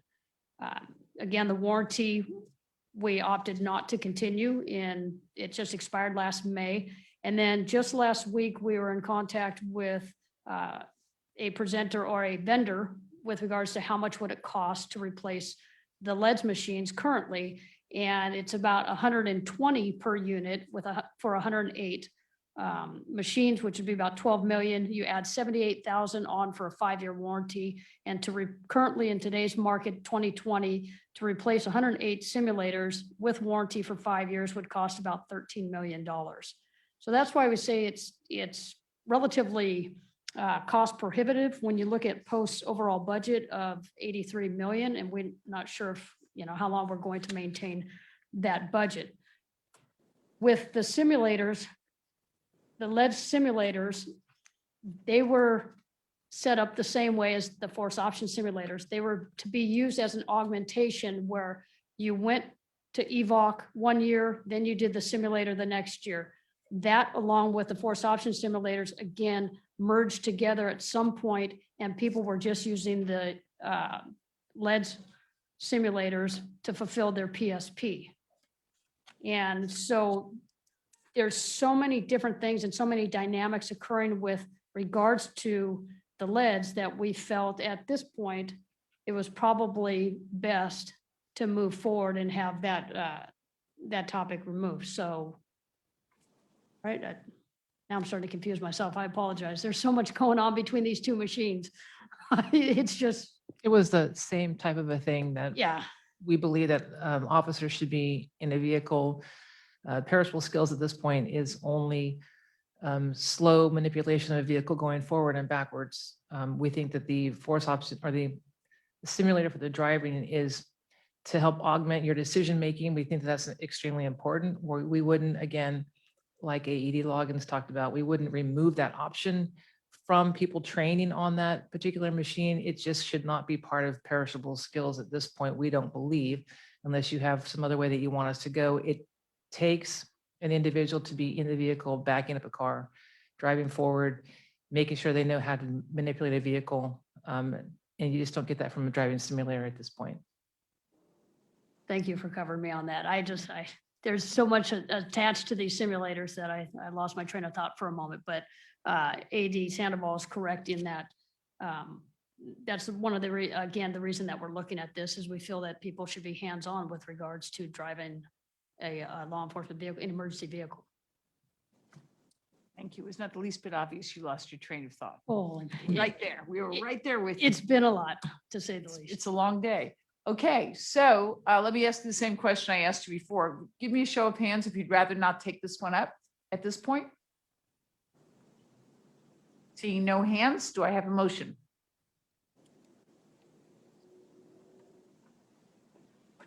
Are there any questions or comments? Doyle, motion to support the recommendation. Thank you. Second one. Questions, comments? Roll call. Barcelona, Yep. Braun, Yes. Brazil, Yes. Bowie, Yes. Donaldin, Yes. Doyle, Yes. Dudley, Yule, Long, Yes. McMahon, Yes. Marsh, Moore, Yes. Rourke, Yes. Ramirez. Yes. Thank you. Okay. Thank you very much. Lots of work on your part. And Thank you. deeply appreciated. Thank you. Now, Advisory Committee. The Advisory Committee Acting Chair, Randy Walsh, will report on the Advisory Committee meeting that was held this morning. I know you've been very actively involved in our meeting all day today. Is there anything you'd like to add to your telling us about your committee meeting this morning? I'm happy to report that we have nothing other than we've already discussed regarding the agenda. However, this morning at 8 o'clock, we did have a subcommittee meeting and we reviewed the nominees for the Post Excellence in Training Awards and the O.J. Bud Hawkins Exceptional Service Award. We had very few nominees this year, and I am going to go through this. I'm going to give you the abbreviated report and speak slowly enough so that Ms. Swank can copy it. For the Post Excellence in Training Awards, the criteria for evaluating the nominees for these awards are innovation, impact, and reputation and recognition. For the individual award winner, the advisory committee would like to recommend Steve Gregory, a journalist and instructor. Steve is a journalist who teaches media relations to law enforcement. He instructs students on interview techniques, how to handle reporter ambush, media ethics, social media, and damage control. Following an adversarial incident between journalists and LAPD in 2007, he was recruited by LAPD to build media relations curriculum for their department. Since then, he has developed and expanded that course and presented it to every major law enforcement and first responder agency in Southern California. For the individual award runner-up, the advisory committee would like to recommend Douglas Powell, a lieutenant with the Contra Costa County Sheriff's Office. Douglas has been a post instructor since 2005, and he specializes in boating instruction, including safety skills and accident investigation. Douglas was nominated in the lifetime category, but the committee believes his experience better qualifies him in the individual category as the runner-up. For the organizational award winner, the advisory committee would like to recommend California Highway Patrol Sergeants Leadership Forum. The CHP recognized the value of supervisor training, such as Post Sherman Block Supervisory Leadership Institute. However, having such a large agency, they are not able to send many of their sergeants through that program. They overcame this challenge by creating this in-house training platform that has impacted over 800 CHP sergeants. They will soon be offering a Train the Trainer program for other agencies that will have a statewide impact on developing law enforcement supervisors. For the lifetime award winner, the advisory committee would like to recommend Bruce Prayett. Most of us in law enforcement know him as the attorney who founded Lexapol, which has become a statewide standard in law enforcement policy. Along with the policy manual portion, he developed daily training bulletins which train and familiarize department members on their agency's policies. Also, Bruce is known for defending law enforcement in court proceedings, and he's had an effect on legislation that protects officers and the communities. For the O.J. Bud Hawkins Exceptional Service Award, the criteria for evaluating the nominees for this award are contributions, legacy, dedication, and exceptional service. For this award, the advisory committee would like to recommend Rick A. Hicks, Director of the Golden West College Regional Criminal Justice Training Center. Rick has given a lifelong contribution of 42 years to principled public service, law enforcement, and training. He has committed to the advancement of community-oriented policing and problem-solving throughout his entire career, including assessing multiple agencies to improve their community policing. Rick's training history is long, going back to 1983 when he was first hired as an adjunct instructor at Golden West College. He has held nearly every position at the academy, increasing his training responsibilities all along the way. He developed a leadership program for CPOA and is a subject matter expert in community policing, problem solving, leadership, and adult learning. He instructs at the Post Academy Instructor Certification course, Post Management course, and Pointman Leadership Institute. That is the abbreviated version. Thank you. We need two motions. The first motion is, I will ask if there's a motion to approve the advisory committee recommendation for the winners of the Excellence in Training Awards. More. Second, McMahon. are there any questions or comments? Ms. Nunez, please do a roll call vote. Barcelona, Yes. Braun, Yes. Brazil, Yes. Bowie, Yes. Donilon, Yes. Doyle, Yes. Dudley, Yes. Yule, Long, Yes. McMahon, Yes. Marsh, Moore, Yes. O'Rourke, Yes. Ramirez. Yes. Thank you. Okay, now we're going to need a second motion. That motion passes. Do I have a motion to accept the advisory committee report? McMahon. Doyle. Okay. Any questions, comments? Please take a roll call vote. Barcelona, Yes. Braun, Yes.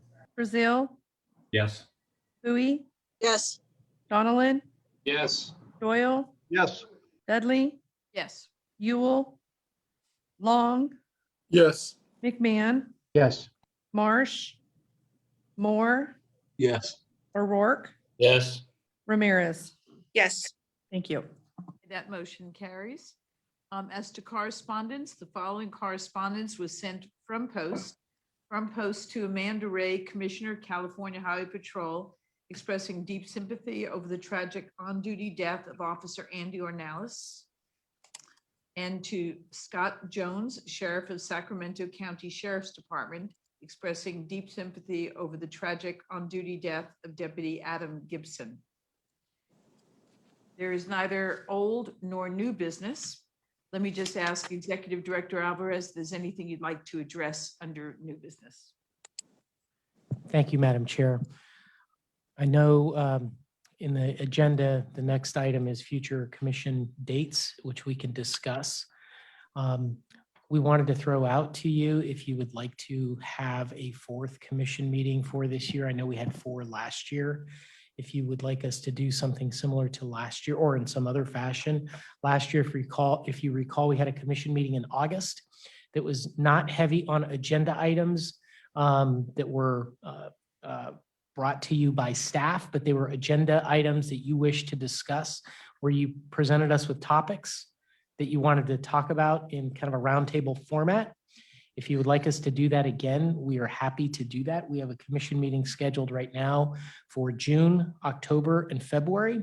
If that is the case, we would suggest that we modify the schedule to include a commission meeting in September, modify the October meeting to December, and the next meeting would not be in February, it'd be in March. So it would put us at the kind of on a quarterly cycle, so to speak. And we would try to do 2 in Northern California and 2 in Southern California, hopefully with COVID passing, hopefully in the near future. But I wanted to throw that out to you all for some feedback if you would like us to move forward with that. Mandy? If I understand what Mandy's saying, yeah, we'll get at Commissioner Boyd. I just want to make sure we all understand it's the end of the day. You want to move it from 3 meetings to 4 meetings. A 4th meeting would be the agenda would be more relaxed. It would be just on discussion items that we as commissioners or the staff thought we should bring up.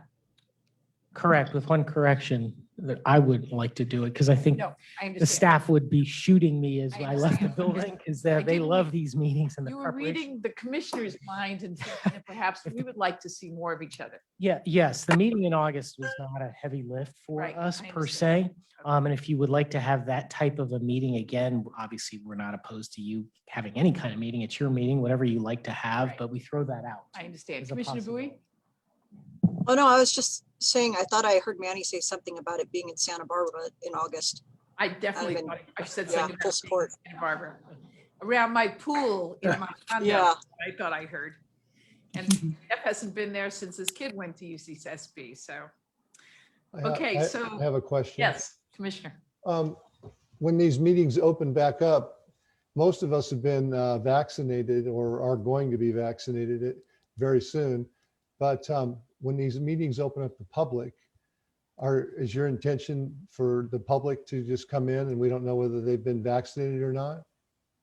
I don't think we've gotten that far yet. Well, I want to put it on I want to put it in your mind because Sure.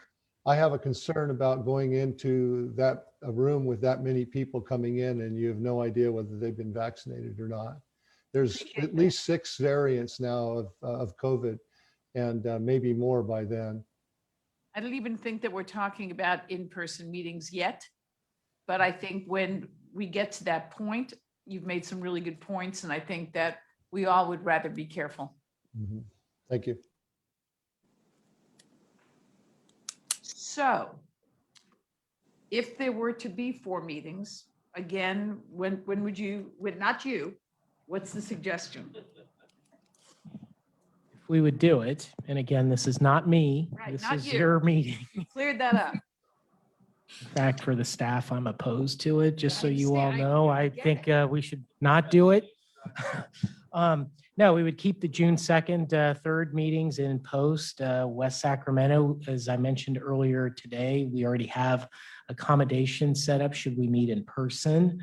Obviously, we will have to take that day by day and potentially cancel it. But that is in West Sacramento. The proposal would be to modify the October 20th, 21st date, move it to early September. Have that in Southern California, move the December, or have a follow-up meeting in December, early December once again, and that would be here in Sacramento, and then move the February 16, 17 meeting in 2022 to March of next year, early March. That would put us at the 3rd month, the 6th month, the 9th month, and the 12th month. Trying to read my fellow commissioners. Are we just not in a place yet to know if we want that or not? Do you want to wait until the June meeting to decide what to do about adding a 4th meeting? Or do people want to go ahead and add that 4th meeting now? Ramirez, Commissioner O'Rourke, what do you think? I think we wait till June. Commissioner Ramirez? I say we make a decision now. We wait on too many things. Let's handle the easy things. Okay, Commissioner Ramirez, why don't you make a motion, see what happens? Make a motion that we go ahead and make a change now to have 4 meetings. Is there a second? Second. Okay. This is not an official motion kind of thing. So this is just a casual motion kind of thing. So if you could, all in favor, raise your hand. Like this, so we can see it. Kind of a caveat. I mean, You got a a caveat? little more discussion on it. I don't mind having the meetings as long as I can do them this way, but if we're going to have the meetings like they were, and you're going to have 100 people or 50 people Right. from the outside come in, I'm concerned about that. Commissioner Barcelona, if we get to a meeting where it's going to be in person, I would hope, and I would ask of post, that people have the option of being in person or being available via Zoom. Would that meet everybody's needs? Yep, thank you. Okay. Just also, Madam Chair, historical perspective, we used to have 4 meetings. Right. When Commissioner Bowie and I first came on the commission, so. Yeah, me too. Yeah, okay. Since I've been here, we shifted to 3. Okay, so it sounds like we're going to go with 4, even though we're not going to take a motion for it. That we're going to make a request of post staff that if it starts looking like June is going to be in person, that they also make it available via Zoom if possible. And then we'll go ahead with the dates as Manny expressed them for the next meetings, and we'll figure out as we get closer whether they're in person or via Zoom or some hybrid. Is that okay? That is perfectly okay. Just for informational purposes, the only reason we're allowed to do this via Zoom right now is because of the executive order. Right. Once that executive order expires, yeah, you could do the meetings via Zoom, but you have to allow the public to participate at any of the access points, which is where all of the people on the screen are now. We would have to publish those addresses, and the public could participate remotely from those locations. The executive order allows us to do this. Otherwise, it's in person or the way I just described. So those are the complexities of it. Okay. And the executive order may come to move in the direction of hybrid meetings for a while until we have herd immunity. We just don't know, but we'll follow the law no matter what it is. Okay, so we're not going to be holding a closed session during this meeting. Commissioners, is there anything else from anyone else? Yeah, Donlin. Please. I just want to take umbrage with our executive director on an issue. He laid out the successes of Post since the last meeting, but he didn't look at his own situation since his last meeting. And the Little Hoover Commission here in California is doing hearings right now in California about California law enforcement training. And Manny presented in front of them at the beginning of the month. Not only did he quit himself very well, he should brought us all pride at Post for the way in which he demonstrated this agency does its work, and also demonstrated the hard work, effort, and diligence for those who are wearing the badge here in California in enforcing the laws. So Manny, I appreciate your comments in front of the Hoover Commission. That would be it, Madam Chair. Yay. Wow, I hadn't even heard about that. Can we get a video of this? No, it's been Okay. deleted off the. Yeah, apparently there is It's been video. It's erased. available. Thank you. Oh, there's a video. Okay, I'm going to ask Thank you, Maria Commissioner to, Donlin, and send thank the you, everybody commissioners a else. video. So we'll all get to see the video. Thank you. And look, is there somebody else want to make a comment? Yeah, Madam Chair, just on a Boy. lighter side, I'd like to put Scott in for a battlefield commission for finally knocking the advisory topic. That could have the award for the longest topic since I've been around. And Manny gave me the reward already, an extra commission meeting. So thank you, Manny. Yeah. As we Looks look like, back on that, Commissioner Long, did you have something? Or somebody Yeah, else? I just had an information request to see how this, if Manny and I had talked about it. Last October, we were presented with diversity data for the entire state, went back 5 years. As you know now, they're probably going to pull everybody in for confirmation hearings. And in some pre-confirmation discussions with a couple of senators, they asked me, do you have this type of data and do you have it by department, by agency? I talked to Manny, and that's apparently we do, and it's easy to access and would be like, an hour or two to run. My question is, would seem to me, it's probably, PRA-able anyway, and maybe to forestall legislation to require some reports, would it be appropriate and to put this on our website in addition to the fact that we go back, but to do it by agency?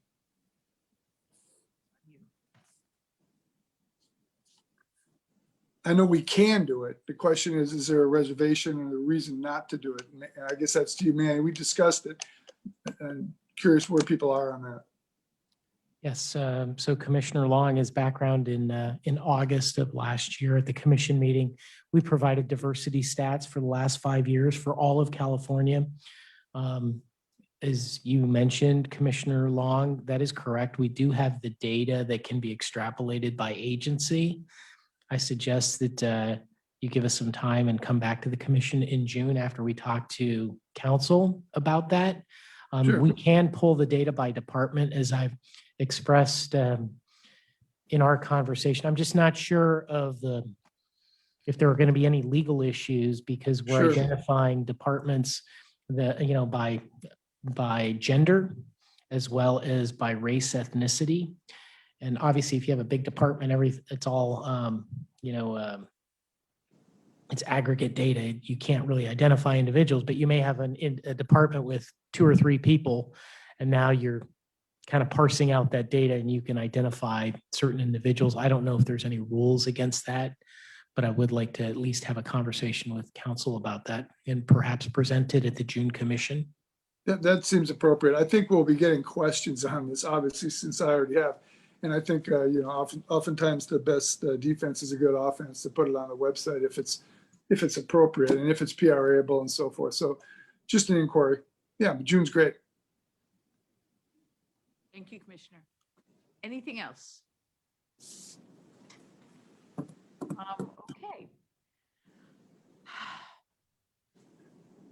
Call for a motion to adjourn the meeting. Is there a motion? Doyle, Second? Romero. Ms. Nunez, please do a roll call on whether we should adjourn this meeting or not. Barcelona, Yes. Braun, Yes. Brazil, Yes. Hui, Yes. Donlin, Absolutely. Doyle, no, I mean, yes. Dudley, Maybe. Yes. Yule, Long, Yes.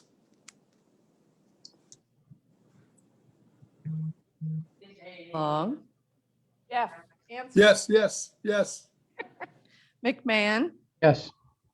Marsh, Moore, Yes. O'Rourke,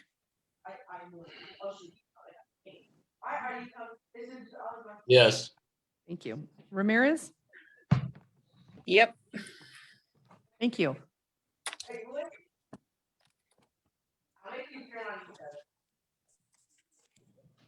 Okay, we're adjourned. Thank you, everybody. Be safe. Thanks, everybody. Thank you.